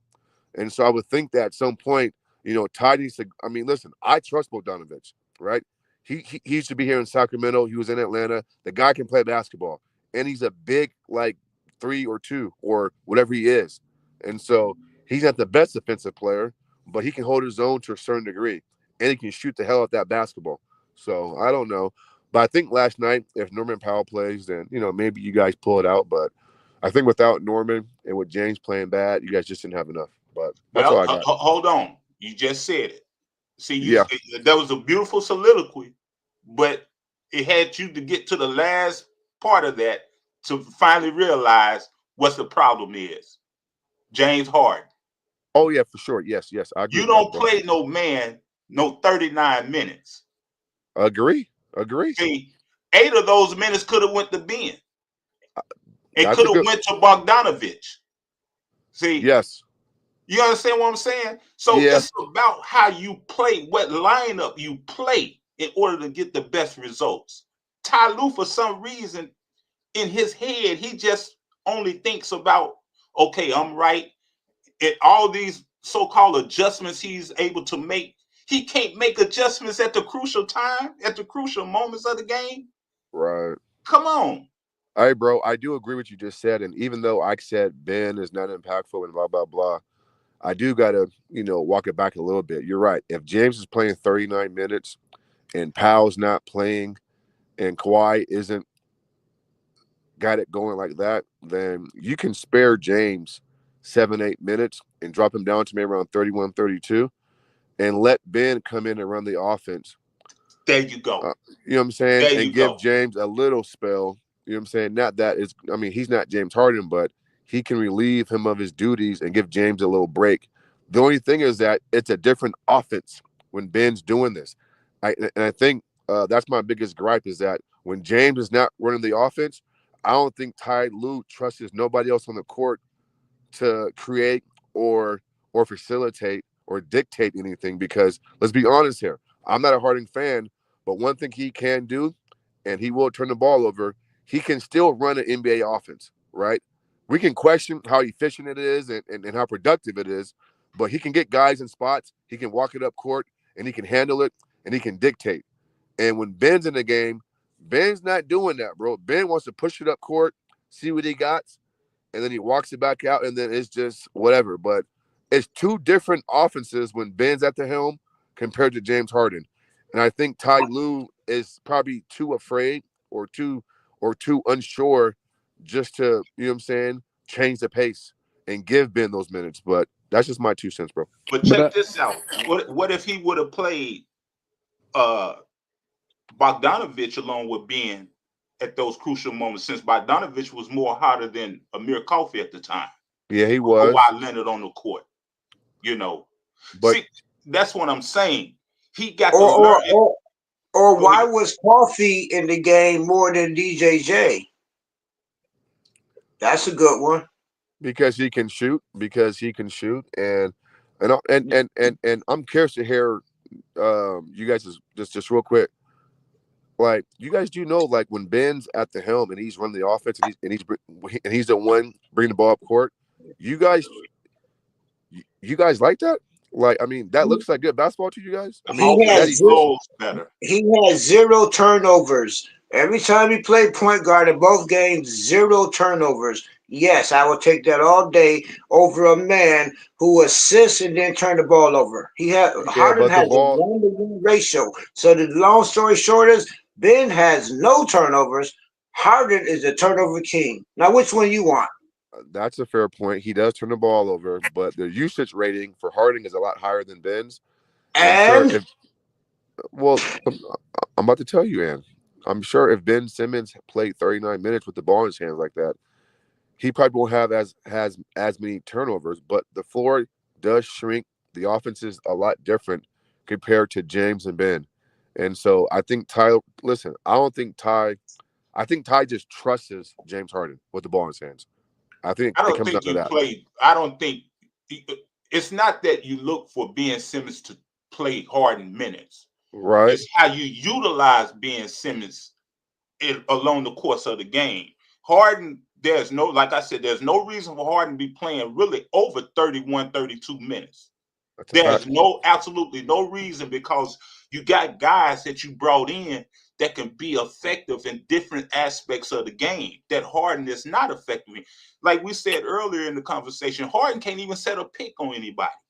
That's a good point. That's a He good can't point. set a pick to get an open shot for his teammate. See, Simmons can do that. I would See, say this though, old man. I did see at times Ben playing off the ball, using his frame and his size and height, going to the rim, and he got a few easy baskets.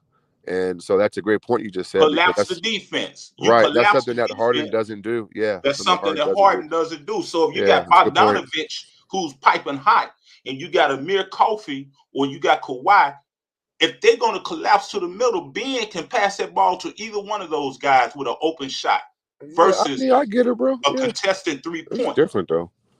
And that's Listen, what Ben has been doing in his past 2 games. He's been doing exactly what everybody said. So it boiled down to it's why still the hell not good. doesn't Ben be the point guard? I'm rooting for Ben to be the point guard. I mean, The but problem, bro, No, but it doesn't no. with happen just like Tyloo, that, bro. You can't hey, just yes, give the you Ben Simmons can. the You keys. can just happen just like You that. can't do that, bro. You can't just If give you're a Ben real Simmons the coach, keys. if I'm the coach of this team and I say I want this dude to start, he's starting. It's But that's that not going. simple. But you know that's not going to happen though. We have to be realistic. That's my thing. You Yeah, gotta be realistic, realistic. bro. And That's not going to Ty is happen. not a coach. Ty is not. I That's what I'm saying. guarantee Though you. we gotta worry about the Clippers right now. We keep saying we want I James still Harden got to off the bet. bench. He's I not going to still be got sitting to on the bet. bench. And I still got to bet in right now that Ben will be our starting point guard. We got JM, to see, Ben is bro. not going to be the starting point guard. What That's Ben not going to needs, happen.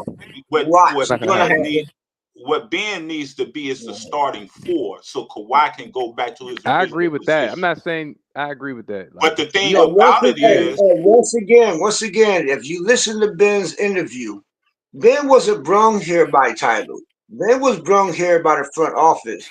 And their contract is the deal was Ben is going to start at point guard. That's why Ben kept saying what he was saying. That's why I said it's transparency. They know clearly why they brung him here. It wasn't Ty idea. So that's okay, why you still seeing Harden playing I hope 39 so, bro. minutes. the point We're is, gonna see. you don't have to be titled point guard in order to handle the ball. See, if you start him at the four, which Mingle was talking about being as a mismatch, if you start him at the four and you allow him to bring the ball up the court with James Harden on the floor, I think you that's missed much what I more. said. They That's brung much him more. here to play point guard, not the Listen, four, though, JM. not the center. He was Old man saying what you exclusively saying though. brung Old here. man saying what you saying, Jam. He's saying what No, you're saying. no. He's saying start at the four. What I've been saying consecutively, the front office brung Ben here exclusively to start at point guard. But he's saying That's that why he's gonna he's play the here. four, but he's saying that he's gonna play point guard while playing the four. That's what this No, old man's saying. playing the four does not sound like starting point guard. He's Listen, No, here. JM. go JM, ahead, old man. listen, Go please. ahead, go ahead. All I'm saying is, if you start being at the four, that allows Kawhi to get back to his natural position. Then, listen, just let me finish. Then you got Harden, Simmons, Kawhi, Powell, and Zubac on the court. Now you allow Ben to bring the ball up the court at various times in the starting lineup and have James Harden playing off the ball along with Powell and Kawhi. And that's a mismatch for the opponent's four because they have to keep up with Ben, and that opens up the middle of the floor. And it allows Ben to do what he does best, is that's penetrate to the goal and pass it out to the open man. Still, he's still playing point. He's just not the title point guard. Hey, my bet is real simple. Ben will be our starting point guard. Starting point guard. We That's gonna why he see. We came gonna here. see, Jam. We gonna That's see. why they. You don't believe me? Like I said, you do It's hoop not. I jab. don't believe you, bro. His We gotta see it, interviews. bro. I We gotta mean, see it. not saying you don't. I don't mean it like that. I mean, like you can literally hear him say it himself. Hoop jab. I mean, the Clippers when he came here to interview, everything he said, everything Lawrence Frank said, he came here basically. The front office knows why he's here. He knows why he's here, and that Okay. is to start at point guard. Period. Jay, and who the four then? DJJ or Come you on, see, that's what I'm Eubanks talking about. or That's what I'm Eubanks. talking about. You Eubanks. regurgitating the same. You regurgitating or you vomiting up the same food. No, you not. Eubanks ain't never played 4. Yo, we got Zoo, Eubanks, and or DJ. Eubanks bigger, right? Eubanks at the 4. Or Kobe Eubanks Bryant. didn't even see no I mean minutes Kobe last Bryant. night. What is you And talking once about? again, this is a coaching issue. We got to, like you asked me what I do that for. Eubanks. You Next to brought Big in Z, Eubanks and he don't even see no action. You brought in a Eubanks. coaching. It's a Wait a minute, coaching problem. hold on. You brought in Eubanks to take Derrick Jones Jr. off the floor because he's too small. So you bring There you in go. Eubanks, and he can't get no minutes. It's a coaching problem. I Okay, just then. answered. So if you bring in Ben Simmons who can handle the ball and start him at 4, that can put Kawhi at the 3, where he's most Yes, effective at, and that where sounds PJ nice. said he won championships at. That sounds nice. But I will go back to the reason why Ben is here is to start point guard. It doesn't That's why matter he's here. who's the title is. It doesn't matter. Point guard, point forward, point center. It doesn't matter. As long as he can handle the ball with James Harden on the court, because James Harden is more of a threat from the outside. Harden is a liability. I can't wait till he get off our team. Harden not impactful. He consecutively loses games. How is that impactful? He will Consecutively does be turnovers. playing off the ball. He would be playing off the court if I was the owner. He wouldn't even be on our team. I hope we don't re-sign him next season. I seriously doubt we'll re-sign him. That's all fine, but we're talking about the here and now. The here Put and him now on move him to shooting guard. Let him and his ego figure that out. Start Ben, Eubanks at the 4, Kawhi at the 3. Harden could play Powell at number 2. I'll push Harden all the way back to the bench. That's what I would do. I wouldn't even. He wouldn't start. Now by doing something like that, JM, now you're causing disruption to the team. Now, bingo. That's what we need. We gotta think logically here. We need disruption. We need that. And I hope the owner do it. We need disruption. This shit ain't worked in 5 years. Somebody got to disrupt it. Somebody got to knock on my door. I'm talking about when you put somebody in that position where they could potentially disrupt the team because of his ego. What are you going to do? It will affect the team. It will affect the morale of the team. What's going to happen? We're going to lose? We already losing. Disrupt what? Us losing?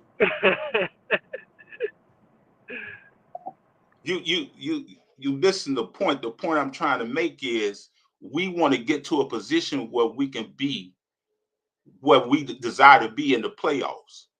Does this look like it? Does this look like it? You just can't make no drastic move, man, because why not? Wait a minute. You can't make no drastic move because you're in your feelings. You got to make strategic moves in order for us to get Ty not built like that, right? But all of them over 500 coaches, they seem to have no problem making drastic moves. So that means Ty is not a coach, because the greatest coaches, they made tough decisions, and that's how they winners. So what you saying? Ty is not a good coach then, right? Because he's not going to make the moves. He's going to keep doing the same thing that he's doing, and we are losing. So at what point in time does Ty hear what you say? Time to change, right? To keep thinking the same thing works. With the here and now, what would you propose we do? Here and now, not in the future, not in the past. Start Ben at point guard.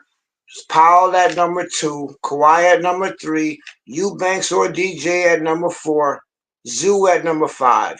Okay. Offense and defense at the same time. Well, what you gonna do with Harden? Put him on the bench. Okay. So who's gonna be your 6th man? What you call it? What's his name? Coffee. Okay, who's gonna be your 7th man? Chris Dunn. Okay, you see what you notice what I'm seeing here? What? Offense and defense. What you saying? What I'm saying right now, talking to you about Harden, is you're not being realistic. Oh, well, Harden at number 2. Harden at number 2. Well, you Right? just said Harden is at number 2. Harden could. See, we got Bogdanovich. Bogdanovich could start point guard off the bench. He got him. Harden. Either way, Harden gonna play a shooting guard. You Whether didn't it's on say the Harden bench. was number 2. I said I forgot about the numbers. I retracted it and Okay. corrected it. Harden at number 2, whether he's starting or on the bench, number 2. Push him back to number 2. He should not hold the Hey, let ball. me ask y'all a question. So we got Indiana on Tuesday, right? Let's say you had a lineup starting off with Simmons, Norm, Kawhi,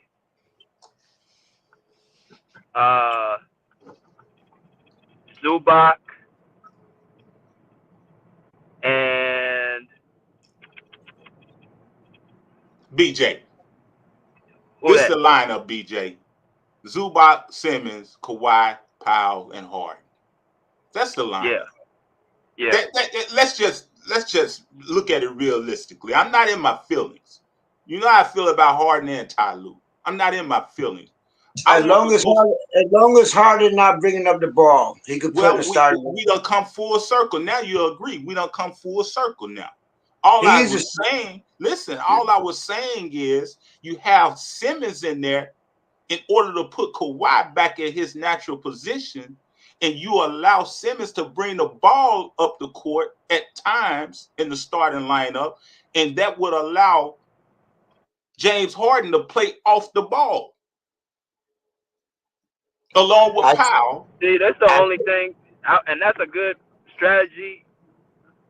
Oh man, I would love that strategy. The problem is I'm just trying to figure out, because people always complain about Harden's turnovers because of his usage rate, right? So I think James Harden knows what he needs to do to lower that usage rate.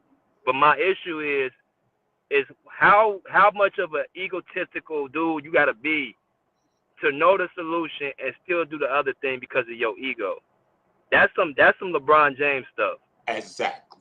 So I'm like that there's really no answer to it because you're dealing with a person who has such a big ego. And now you look at LeBron, not to get off the subject, but as an example, you look at LeBron like the game last night. LeBron played what?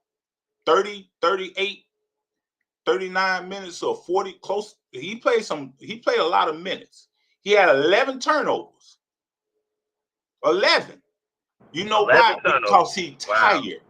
When you have turnovers like that, I can understand effort turnovers, but when you got turnovers because you're tired, go sit down.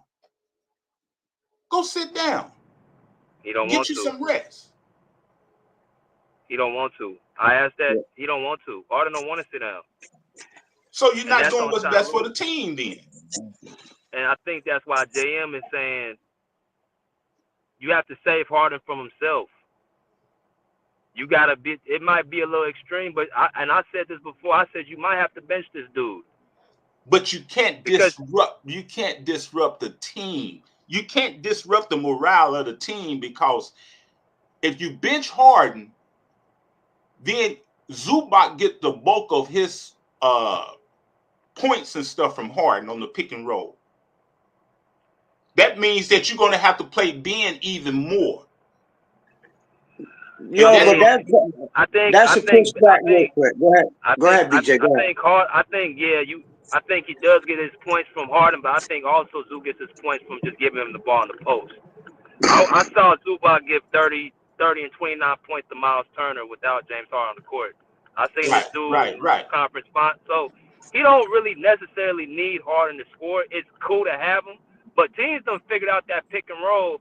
I mean, when's the last time you saw that pick and roll really be effective since the beginning of the season? I knew it was going to happen.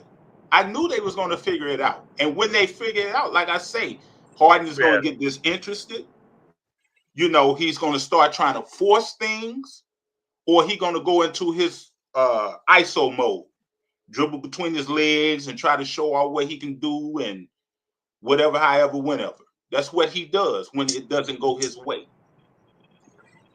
So See, I would just want to go when you ahead. got Ben bringing up that ball, or when you got Ben in control of the offense, the ball is going to come out of his hand quickly. First thing he's going to do is set a pick, or he going to cut and allow the ball to swing to other players. Sounds like starting point guard to me. And so you gave up all your point guards. You let go of the guy who killed you last night. You let go of KPJ. You let go of Bones. You let go of T-Man. Let go of all your point guards and put even more stress on James Harden. So I don't think you even helping this man by playing him how you playing him. You're not helping him, and he ain't helping himself from not being aware and say, okay, I can't handle the usage. You don't need to be in the game all that time. I don't care what nobody say. You don't need to play 39 minutes like you said. So I think, and Kawhi for whatever reason won't say anything. He won't tell him, like, if he tells James Harden to take a back seat, he will take a back seat. I don't know why he won't tell him anything. I honestly believe Kawhi done had conversations privately. I don't think he'll do it publicly, but he done had conversations privately. Yeah, they've been talking because, like I said, when they asked Kawhi about the game we lost a couple of games back, you know, he said, well, how you feel about Harden? And Harden was in the background saying, say something nice about me, Kawhi. Right when Kawhi was in the interviews asking him. So they talk. Like, but that's why Kawhi probably like, man, this nigga right here. Same way Russ said, man, I'd rather go to the bench. Same way that no player ever likes Harden. So maybe it's going to get more vocal because it's really not coming, like I said about the owner. Or, you know, not saying that I mean, Ty can't control Harden for some reason. Maybe Harden clutch sports too, who knows? But Ty for some reason can't do it. So it's not really Kawhi's job to come at Harden. Kawhi got like the bomber got to come at the coach. Fam, why are you playing this dude? Because you don't go tell on if you at work, you don't tell on your employee. You talk to him.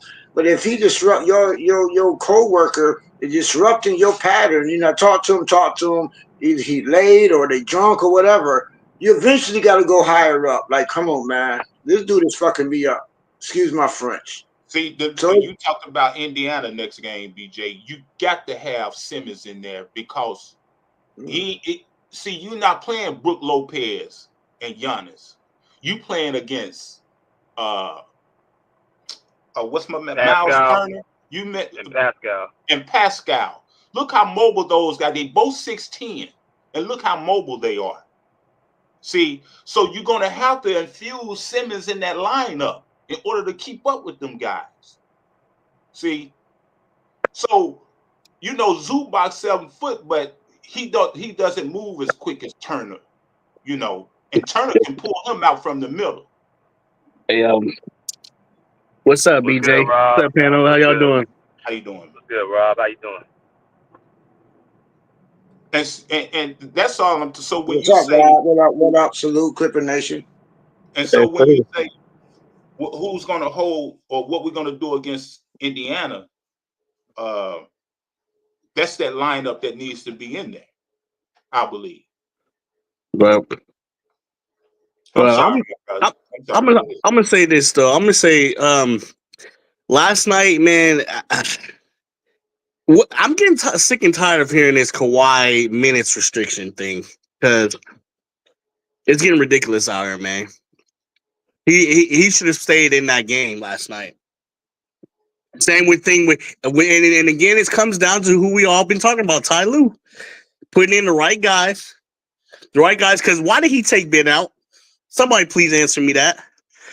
When we were up by 13 with Ben Simmons in the lineup, as soon as he went out, we lost the lead. I'm really starting to think, guys, it's really gonna come down to Ben Simmons. He's gonna have to come start. He's gonna have to start for us, man.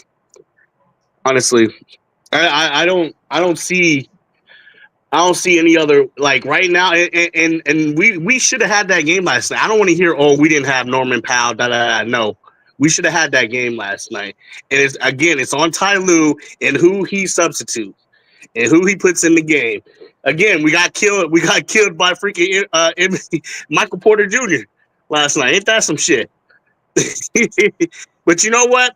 There were some bright spots, man. Chris Dunn, man, he's been playing his ass off these last couple of games, man. You gotta commend him for the defense he played on Damian Lillard last night. Yes, that's absolutely true. Oh my God! That's right. Then BJ, you talking about who he shut down, but you know what? Damian Lillard on that list now. Yeah, I gave him his flowers. I was like, yeah, he shut Dame down. Gotta give him credit. That was the man. You know what? I think Ty Lue messed up putting Amir in last night. Amir was not on his game last night. He wasn't playing not that good of defense, and he wasn't really hitting too many shots. Well, he played too many. He played too many minutes. If you got Bogdanovich that's really playing how he was playing, that's what I'm saying. Oh man, Bogdanovich and Ben Simmons should have got more minutes last night. But the thing about they it were is, playing. He don't want to make adjustments in order to sustain what the 13-point lead. See, and I wanted to see that lineup. I wanted to see that lineup with Kawhi. That lineup with Kawhi and Harden on the bench, where he substitute Harden in for Kawhi. Right. With the Ben Simmons lineup, I want to see that more of that lineup because, like you said, I don't want to see Harden running all these minutes, man, because it's getting ridiculous. This dude is literally tiring before our eyes. Like he's like breaking, like you know what I'm saying. He's not meant to be playing all these minutes. And Ty Lue's got to sit down. He's got to sit down. Either Ty Lue or like you guys were saying, Kawhi. Somebody got to talk to this man. They got to tell him, hey, you gotta chill out, man. You gotta like just, with the turnovers, it's ridiculous. Again, Ben Simmons win another game without any turnovers. Yeah, 4 assists, 3 to 4 assists. And if you're playing that many minutes all season, listen, you playing that many minutes all season long, how much life you gonna have when it come to playoff time? Exactly. Where your legs gonna be, Let me give a shout out to my man Taz for being a new member. Shout out to the old man as well. Taz, you know what I'm saying? If y'all want to be renewed for the Pull Up Man's membership, make sure y'all click that link, man, on top to join. So give a shout out to my boy Dom. He's in the building. What's good, Dom? What's good, baby? We're fucking trash. There's no praise in nothing. We're fucking trash. I fell asleep. We was up. I wake up. We lost. Let me tell you something about this fucking team, man. I'm so sick of this motherfucker Teron Lue, bro. I was talking about this shit yesterday at work. I fucking hate this dude, bro. Now I'm starting to agree with JM. Yo, he needs to be fucking fired, bro. First of all, I don't like his lineups. This nigga started Derrick Jones Jr. and Ben Simmons together. Like, this nigga's just nasty, bro. Like, he's just disgusting. Like, this fucking James Harden shit. I'm ready to get out of his fucking business. I'm tired of it. I hate the way this nigga play basketball. Like, I stuck up for him for a while. And I'm like, yo, I can't do it no more.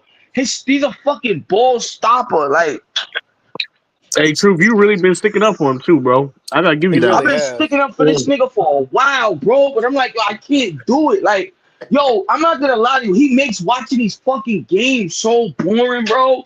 This nigga get on my nerves. Dribble, running down the clock, bullshit. Like, this fucking dude is annoying, man. I like Bogey. I want to see Beauchamp. Like I said, I want to see what he can do. But this nigga's not gonna play him. Nah. I don't know why the fuck Batum is getting minutes for. Those minutes, this motherfucker don't do shit but hit a 3 from the corner every once in a while. This nigga remind me of Shane Battier. Like, he does nothing, bro. Like, I don't know why we re-signed that old nigga this summer. I'm just tired of these niggas. Like, they getting on my nerves now. Well, he played good in Philly. Then he played good in the Olympics. But I don't know. He ain't playing the same. I think he's a little older. You're not being utilized the same way. It's all about utilization. But here's the thing, old man. He fell off a cliff a long time ago, bro. If I want to be accurate, his decline started like 2 seasons ago. I don't know what the fuck Lawrence Frank. What the fuck is wrong with this nigga? Why would you go get this 36-year-old nigga for 11? He should have fucking stayed in Philly. We He's didn't like a need veteran. him. He He's played like a against the veteran glue Knicks guy. last year. He's like a veteran glue guy. He played against the Knicks well in the playoffs last year. But here's the thing, though. His role here and his role, well, I don't know what his role was on Philly. Like I said, I don't watch too much Philly, but I just know that he really can't stay in front of his guy no more. I do see that. He's not consistent hitting jump shots like he used to be able to. But He's undersized power forward also. He's I think he's a 3 if I'm not mistaken. Yeah, but he's a 3, but he played power forward. He's a little undersized, especially now that he's older. See, and that's disgusting. Why is this nigga playing power fucking forward? This is what I'm talking about. Yo, that shit is nasty. Yo, come on, bro. Imagine this nigga on Giannis. Yeah. Like, this is what I'm talking about when I say, yo, somebody needs to be held accountable for this shit. We can't keep letting this shit go like this. We can't. I agree, my friend. I agree. Especially because we just got Ben Simmons and we got Derrick Jones Jr. I mean, Derrick Jones Jr. should have got. I fucking hate him. I told BJ the other day, I don't know. He's another one. I fucking hate that nigga. He's like, alright. He's alright. He's a fucking bum, bro. We all know that. This nigga can't score. I'm tired of the fucking lobs. Nigga, you not Blake Griffin, bro. We don't love you like that. 37% from the 3-point. He actually not that bad. Get the fuck out of here. He's what? They just said it during the game. He's shooting 37% from the 3-point. On his 3-pointers, he's shooting 37%. This nigga here, Hey, bro. Don't look like it. Hold on. Bo. Don't look like it. Hey, Bo, if you want to be a member, just go onto my page and then click on the top right, hit join. That motherfucker, listen. All right. That motherfucker don't look like he make anything. Yeah. That motherfucker don't look like he make anything. Every time they get a cigarette, well, the only problem I got with him is he can't. He can beat his man off the dribble, but he can't really. He's very limited on offense. He's not a ball handler. You know what I'm saying? Like, he's not. And it's like, I like scoring. I like defense too, but I like a little bit of both to balance out everything. That's why, true. That's why I've been saying Ben Simmons helps Harden. Yeah, he does. When he's out there, they play good together. Off the ball, like during the Utah game, he made Harden play off the ball. He started turning into a spot-up shooter, and Harden got better. That's what we need to get to, True. We need to run everything through Kawhi, but we should make Harden not be so ball dominant as a point guard. That's a fact, bro. He's got way too much ball usage, man. It's getting ridiculous now. He's too old for that, and he plays too many minutes too. He gonna crash at some point. We need him to be good in the playoffs too, even though we don't like him that much. That's a fact. Hey, what y'all think about Kawhi though? Y'all think he respects? You think he getting worse or? No, he's getting better. He getting better. If you've seen him like lately throughout like the game, he had a rough start at the beginning, but he ended up with like 25 points. He started cooking. I think in the third he had like 9 points or something. Yeah, I thought he should have ended that game last night. I said, "Fuck the minutes restriction shit, bro. That shit's ridiculous, bro." Yeah, that shit that pissed me off. That whole fourth quarter pissed me off. Like, hey, BJ, when is that over, bro? Like, is that even a time limit to that? Or I what? don't know why they got this man on minutes restrictions. It's a 16 game. This is unusual, man. Who was that? Kawhi? Yeah. Kawhi played 32 minutes last night? Yeah, but they said minutes restriction. He at least need to play 35. Say it again. Yeah, he's on minutes restriction, though, man. Who's on minutes restriction, BJ? Oh, he played 32 minutes. That's about right. That's about where he needs to be. He needs to play 35. He didn't play in the closing minutes. Bro, James Harden. He didn't play in the fourth quarter. So James Harden needs to go. That's what shows me on minutes restriction because Kawhi, if you want a game like that, Kawhi's on that court. Yeah, Tyler don't pick his best minutes too. That's what kills me. Like, you want Kawhi in the fourth quarter, he's a clutch killer. You don't want him playing throughout the game and not play the fourth quarter. Especially James Harden needs to go, bro. It's that simple. Fuck him. Tired of watching that motherfucker, man. He needs to go. I'm sick of his bullshit. We should have kept that shit in Philly, bro. Finally. For real, son. This nigga need to go. That bum ass nigga Batum need to go. Listen, I'm tired of this shit, bro. We really ain't got a bad team. We done got rid of the people who weren't doing nothing for real. We got a nice little team. everybody on the team ain't bums now. These dudes actually got use. We just not using them right. Listen, bro, we're not using the young guys. Like, I I feel like don't we know. should never Like, traded Kevin Porter, especially since he lit us up at 13. But I don't know why you get Beauchamp if you're not gonna use him. But that was a revenge game for Kevin Porter. It was, but I mean, you can't put too much stock. He came up big for us. Beauchamp, he didn't even play for the Bucks, and if we're not gonna use him, I don't see why nah, we he got him. did. He did play for the Bucks. He did. Come on, The y'all. it's this nigga We all Teron knew we Lue, wasn't gonna bro. play that man when he came over here, I don't bro. see why we got him if we're not gonna play him. We know Tyloo not gonna play that man. Bro, it's At this least he nigga played T. Kevin Lue, Porter. That's what bro. I'm talking about. At least he played Kevin Porter. Why would we get a guy he's not gonna play? It's T fucking Lue, y'all. I'm telling you, the nigga's a fucking bum. So I got a question for you guys, man. Do you think Tyronn Lue, man, is trying to hold on to a certain position to go into the playoffs, play a certain team or a certain, maybe you want to play the 1 seed, 2 seed, 3 seed, 4 seed. What? There ain't no easy matchup in the playoffs. You got to That's play a who you fact. play. Like, there's some no people are easy. better than others, but I think that's really cowardly if he's doing that. I think the only team we might have a chance is Memphis, but other than that, them other teams, hell no. Why not Houston? I came up in here No. earlier and said, why not Houston? Oh man.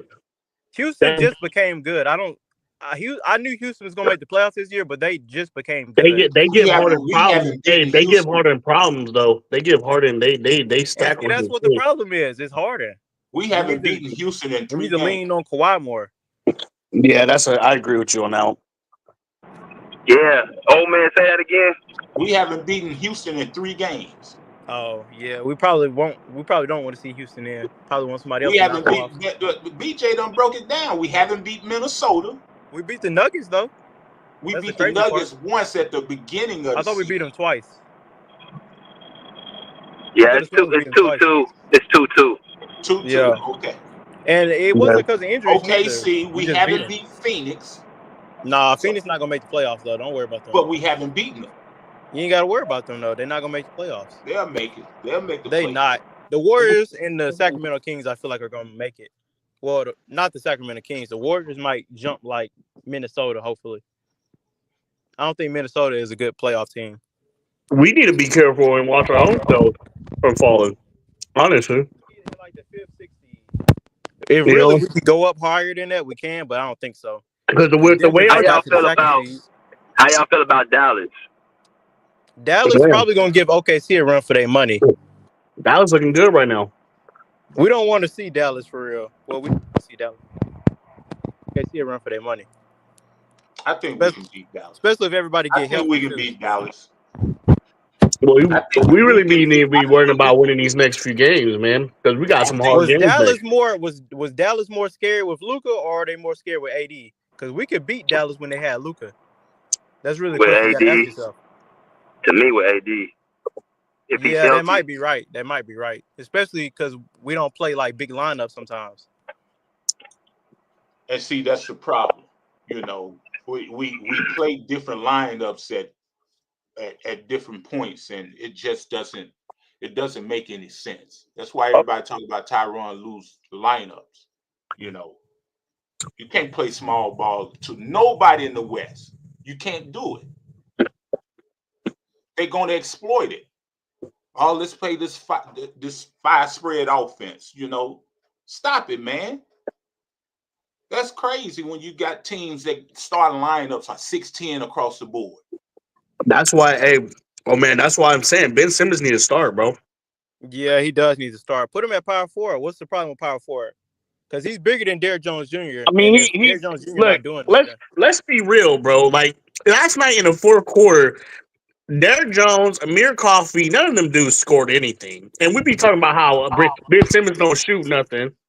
I'm saying these other guys ain't doing nothing. At least Ben Simmons gonna bring some defense and he gonna bring some rebounds and some good IQ high plays. He gets to the basket though. We was failing at getting to the basket. Goddamn, Lopez was blocking the shit out of us, and we couldn't shoot neither. So what you gonna do? You know how much pressure that takes off of Kawhi from rebounding when you got somebody like Ben Simmons in there, because James Harden and Norman Powell is not rebounding.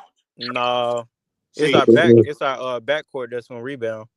Well, the front so court. It's the power forward and center. that I'm just takes a saying. lot of pressure off Kawhi when he doesn't have to rebound. In those last couple of minutes, we only scored 1-3. Yeah, we kept shooting threes, and then And we we kept tried to get shooting to the rim threes, and and kept we only getting made blocked. 1-3 in that whole fourth quarter, bro. Like, we gotta set up plays, man. We gotta stop just chucking threes, It's bro. that Like, ISO ball too. yeah, that's another thing. We stopped going to Zoo, but I mean, they was giving Zoo a little bit of a rough time, but I don't know. They should have kept You feeding gotta Zoo. set Zoo up right. You can Man, hey, how about Robin? What's his name? Robin Williams or what was that big man for Milwaukee? Brook Lopez. Brook Lopez. There we go. Yeah, that man. Did he not have a fucking game last night? Yeah, he shot like 4 for 7 from 3. He had Bro, a he couple was blocks. He was killing us. I thought I was watching 2K last night. The way that man was shooting. It wasn't like Giannis had a good game. Giannis had like what 25. That man, that man, Brook Lopez killed us last night. It was a team effort. Nobody really killed us by themselves. It was a team effort. No, for sure. But I'm just saying that man, that nigga Brook Lopez was shooting crazy. He hit the key shots. Him, Torian Prince. Yeah, that Torrey Prince at 3 that killed us. Yeah, that killed us. Because we was only. I'm just saying that Brook Lopez like 7'3". He like a couple feet behind the 3-point line shooting. Crazy. Yeah. Brook Lopez always been able to shoot like that. That's not nothing new. That's not nothing new. He was doing it in Brooklyn. I mean, that's not nothing new. But like I said, we was up 13, bro. We was up 13 when they took Ben Simmons out, and that's when the destruction happened. Hey, why y'all feel like we can't keep these leads? Character, no, ego, the will to want to win. Man, I just see sometimes like the Clippers just like I don't know. Skills was saying it like some days they want to win, and then other days they just I don't know, man. They just lay down and fall flat. You know, let teams run over them. Well, you got to call timeout. You got to anytime you see the momentum starting to shift. That's what you utilize your timeout for. Like, let's be real. That turnover by James Harden was terrible. You talking about the one where he tried to force it to Zoo? Yeah, he tried to bounce past it to Zoo, and it was just like it looked so lazy the way he threw it. Like, yeah, it was just he had like a couple bad turnovers. I'm like, James, bro, like, what are you doing? And then he be forcing shots too. That's what I don't like. Like, but it was the turnovers. Like, the turnovers were like key as hell. Like at the wrong time. He always has turnovers in the fourth quarter too. That's what I noticed. That's why we can't hang on to leads in the fourth, and that's why we lose. Well, that may be the answer to your question right there, BJ. James Harden. James Harden's not a fourth quarter player. That's why you need somebody like Kawhi. And he be crumbling before our eyes in the fourth quarter. Yeah, I think it's a mindset, like a nonchalant mindset we got. For whatever reason, our mindset just like, we don't have like I don't know where it comes from. We just fall apart at the worst times. You can go all the way back to last year. It always happened. We collapse in the fourth quarter, give up leads. Next thing you know, team come out on top. We don't know how to sustain leads because we don't call timeouts in a timely manner, like I said, to stop the momentum. Yeah. That's what it's all about. It's all about momentum. Yeah. Once a team get that momentum and they can taste that blood, okay, you're supposed to call timeout as soon as it start to shift. Timeout. He call a timeout when it get like real bad. He don't call a timeout before it get bad. He call a timeout like when it get real bad. He think he'll Phil Jackson and got players like Mike and Scotty and them, and he can just allow them to play their way out of the hole or whatnot. You ain't got those type of players, Chief. I wouldn't even give him that. He just be sitting back and just like, I don't know what he be doing. He be sitting back and just not coaching. And that's the problem, you know. But evidently somebody, Lawrence Frank, evidently likes it.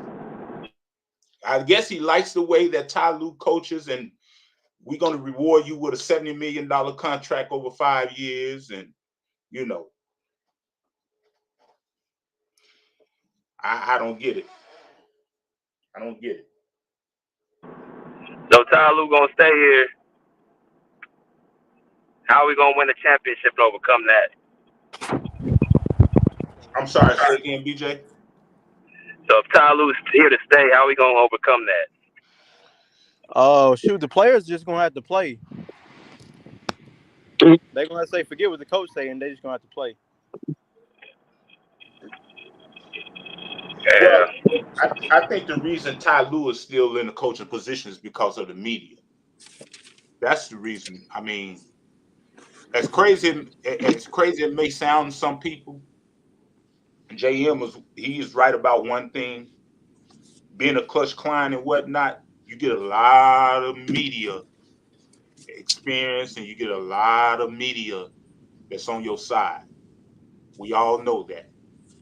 And Clutch benefits off Ty Lue being the coach because they get a percentage of that contract.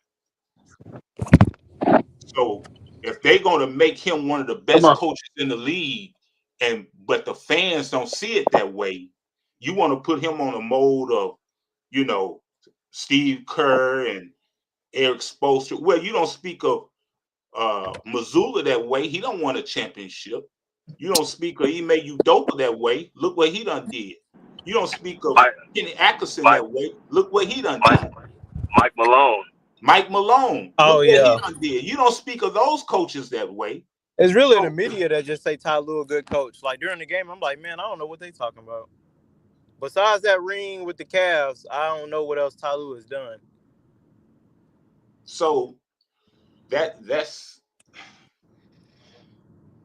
you got to look at it that way, because I just can't see somebody. When did Ty Lue get Coach of the Year? I don't know. He ain't never got it, has he? He ain't never gotten it, has he? He never got it. He ain't never gotten it, has he?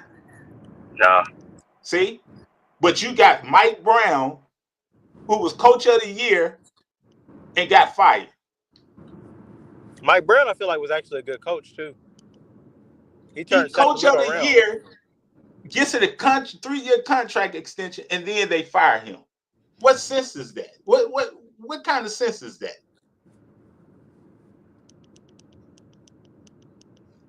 Come on, make it make sense, man. See, I would love Mike Brown on this make team. No sense. They fire championship coaches. I would love Mike Brown on this team. I would take Mike Brown. Mike Brown got championship experience. I'm meaning that he's been on a championship staff 4 times. He got 4 championship rings. I think he got some with San Antonio, right? Yeah. Was he part of the Lakers? I know he wasn't a coach. He was like an assistant coach, right? No, he got with the assistant coach with the Spurs, and also, of course, with Golden State. So, Look, he got championship experience. When Steve Kerr was out for that period of time, look what he did when he took over. Yeah. So it's not that he can't coach. I would love Mike Brown. I would absolutely love Mike Brown, because I know he'll hold players accountable. That's the type of coach he is. And then he'll put in a system where that ball, even with De'Aaron Fox when he was in Sacramento, De'Aaron Fox didn't hold that ball. That ball swung around. Everybody got involved. So I don't understand it, man. But all these fourth quarter collapses, that got to stop. I looked at his post game. It's like, I don't even know. He be talking about it, but it's like he really don't care.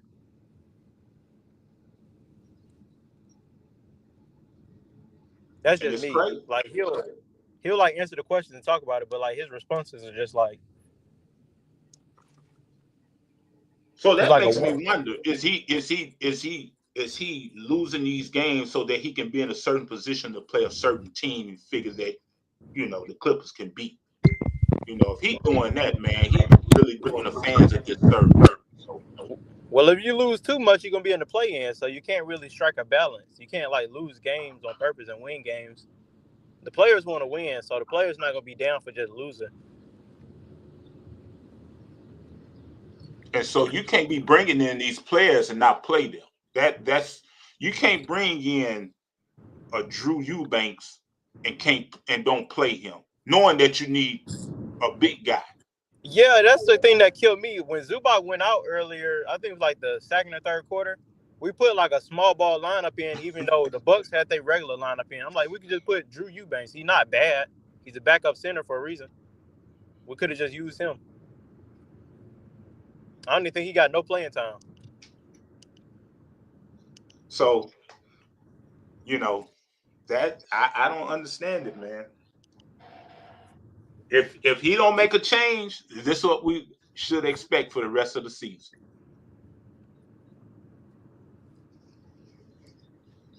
I don't think they'll fire Ty Lue to like not even after this season, depending on what happens in the playoffs. They might not fire Ty Lue until we like terrible, like rebuilding.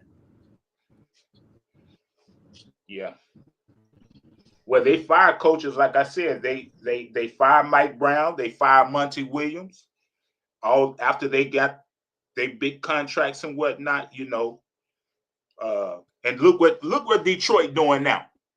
They went and got JB Bickerstaff, and look what Detroit is doing now. They out the cellar. They in playoff contention now because they got a good coach. It ain't no different than look at what Kenny Atkinson. Look at what Kenny Atkinson has done with Cleveland. See? Oh yeah, he done turned them to like the best team in the East. See? I don't know if it's gonna beat him or the Celtics in the finals. Mike Malone, look at what he done did with them. When you get a different voice in your ear that you can believe in, the vision that they bring, man, the player's gonna play better. Look at what the coach done in Oklahoma with them young guys. Look at what Ime Udoka has done in Houston. It's a different voice that reverberates. Also, these coaches aren't afraid. These coaches aren't afraid to like change. You see, Ty Lue, Doc Rivers, and all these other coaches, they want to stay the same. These other coaches, they're not afraid to change because it's their way. See, Doc Rivers done got to the playoffs plenty of times. He got to won the championship in Boston, rightfully so. But that was many moons ago. And he plays the same way, no matter where he go. He plays the same way. Were you gonna say something, BJ?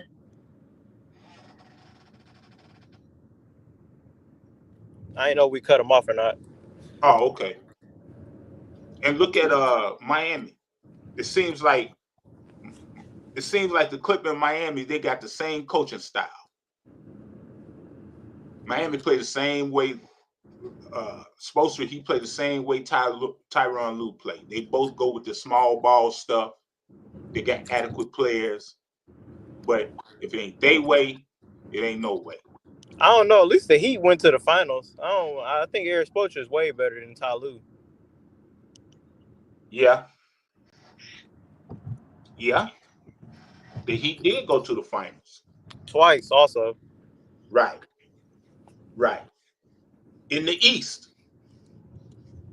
They went to the finals. Yeah. They beat up on the Bucks. But look what happened when they played the team in the West. Yeah. That's because they couldn't compete against the team in the West. They could beat people in the East. So we in the West playing against the strength of the West. I mean, you look at every team in the West. They'll be top seed, if not second seed in the East.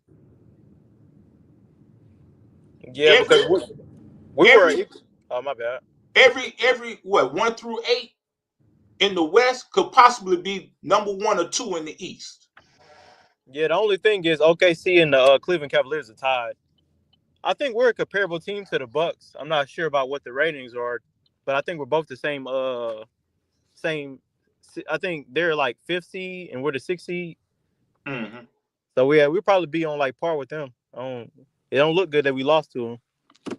But that stat that BJ put up or has put up saying the teams we have beaten over 500, the record that we have, that's pretty disturbing, man. Because we get excited when we beat teams below That's the only 400. reason. Huh? The only reason I don't mean to interrupt, man. The only reason I keep putting that up there is because, like you just said, people they talk about we done so well, we winning. I'm like, okay, but who are we beating and who are we losing to? Because my thing is, if you're gonna talk about who we beat, we gotta look at the teams we actually losing to them as well. And when I see teams under 500, we beating, we not getting the job done against teams who are over 500, with Kawhi in and out the lineup. Like, we gotta look at that. Well, I don't think it's because we can't beat them over 500 teams. We done came close to beating them. It's just in fourth quarters. We just choked the game in the fourth quarter against some teams, and I don't know why. But it doesn't matter. Those teams that we can't beat over 500 are the teams that's going to be in the playoffs. Yeah, that's true. And we can't seem to close games against playoff caliber teams. So we get excited when we beat certain teams below 500 as though that's going to make a difference in the playoffs. We're not playing those teams in the playoffs. We playing teams like Houston that we 0-3 against, like Minnesota that we hasn't beaten. Like we probably beat them like once, I think, but I think Oklahoma they beat us every other time. You know, we haven't beaten Oklahoma City. You know, Memphis. You know, we beat Memphis. Now we beat Memphis. I'm just saying though, these are the teams that we're gonna have to play. That we got a losing record against. Yeah. So if we don't get it together now, what's going to happen in the playoffs? Well, that's a good question. And it's not like we can pick who we want in the playoffs. We can't duck no smoke. You're going to play who you're going to play. In the West, you can't duck no smoke. That's the reason the LA Lakers had problems. They tried to duck smoke and ended up playing Denver and got swept. Yeah. See, they had everybody on ESPN talking about you don't want to play Denver. Try to avoid Denver, blah, blah, blah, blah. It didn't matter who they was going to play. They wasn't going to win no series. Not no championship. I mean, they played Denver and got to the Western Conference Finals a couple years ago, but Denver dog walked them. Right. And they fired the very coach that they won an in-season tournament with and got to the Western Conference Finals. You're going to fire that coach. And I don't believe. My bad. I don't believe. Oh, shit. Go ahead, my friend. Go ahead.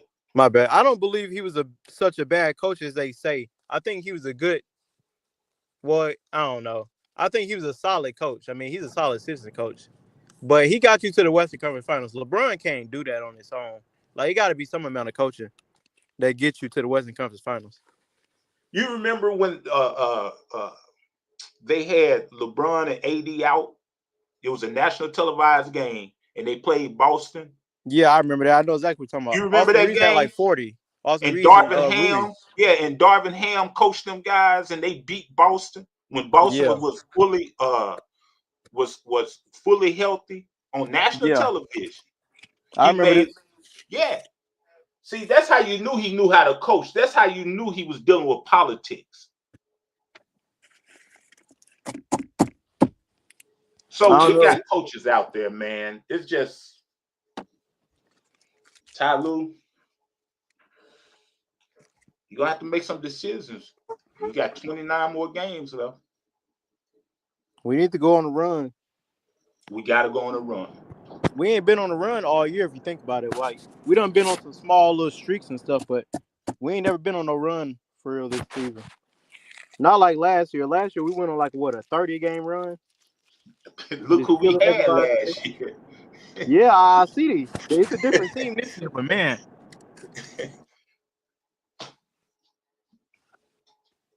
We did that with bad coaching. We did that with bad coaching. With bad coaching.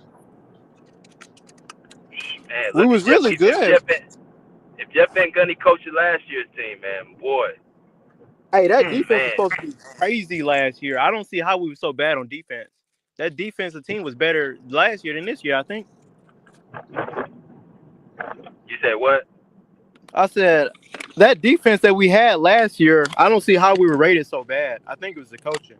Because the defense we had last year was better than the one we got this year, probably. Yeah, it was. But people think this year is better off of a rating. No. See, you can't deny PG from last year. You can't deny PG and the bench play of Russ and Amir Coffey Even and Terrence Mann was Norman better last Powell. year. See, people forget Norman Powell was coming off the bench last year. Yeah. See, along with Amir Coffey playing with Russell Westbrook. See, that bench was very key in that run. And Russ got hurt. He hurt his hand. Norman Powell, he got injured. That's when things started to go downhill, all them injuries. And then All-Star break, it was that contract last year, that contract where they gave Kawhi that money. It was the injuries. And then All-Star break, we just fell apart. Right. But remember, Paul George got injured too. Yeah, he did. Y'all remember he had that groin injury. He had that groin injury. Through. Right. We were still staying afloat, though. But we weren't like we was when we had that 30-game streak. No, remember we had that streak. We was losing against teams like bad teams under 500 for like a stretch. Yeah. We lost against Charlotte and lost against. And nobody knew why. Nobody knew why. Was that before or after All-Star break? That was after. That was after. Before Yeah. We was like 30-8. Yeah. Stretch before All-Star break, and then all of a sudden we just went down.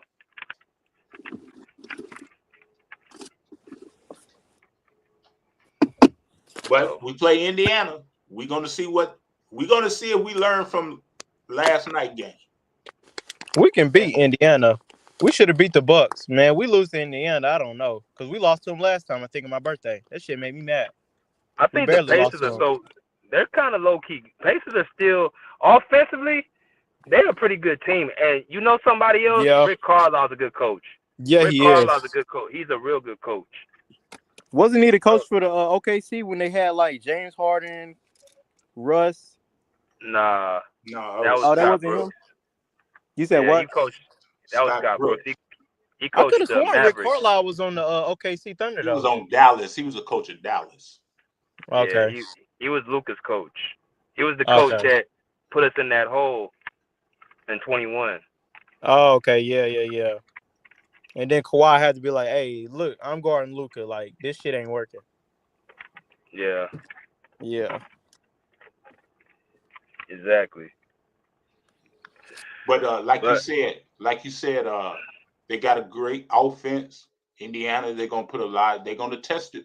They're gonna test the Clippers defense tomorrow. You can believe that. That the defense gonna be tested because Indiana got a good offense. They just been lacking defense.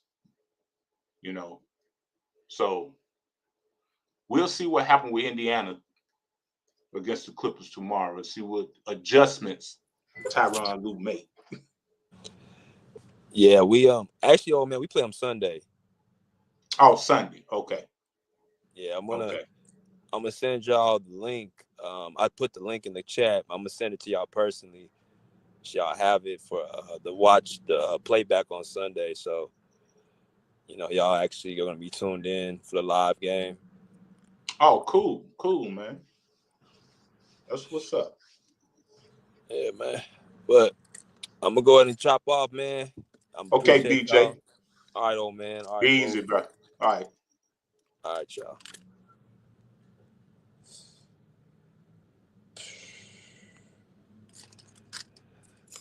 All right, y'all. So appreciate everybody coming in.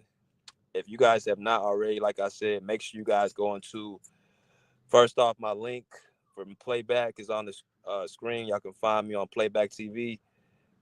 You know what I'm saying? And you guys can be able to follow me and check out, the live games. I'll be going live streaming games for all Clipper away games. Again, all Clipper away games, I'll be going streaming. I'll be going live. So I'll be dropping that post in the next hour or so where y'all can find my link, become a member. No charge, no fee, no nothing. Y'all get a chance to watch the game, have some fun, see how I call the game, be in the chat, all that good stuff. I'm gonna drop that link in about an hour, so y'all can actually be already inside the playback room. But we'll be going live on Sunday. And also, if you guys want to become a member of the Pull Up, make sure I said go get y'all memberships today. Donate, show your love, hit the like button, share, and subscribe. All right, but until next time, pull up and see, pull up and chat, pull up. Peace. Out of here like swim well.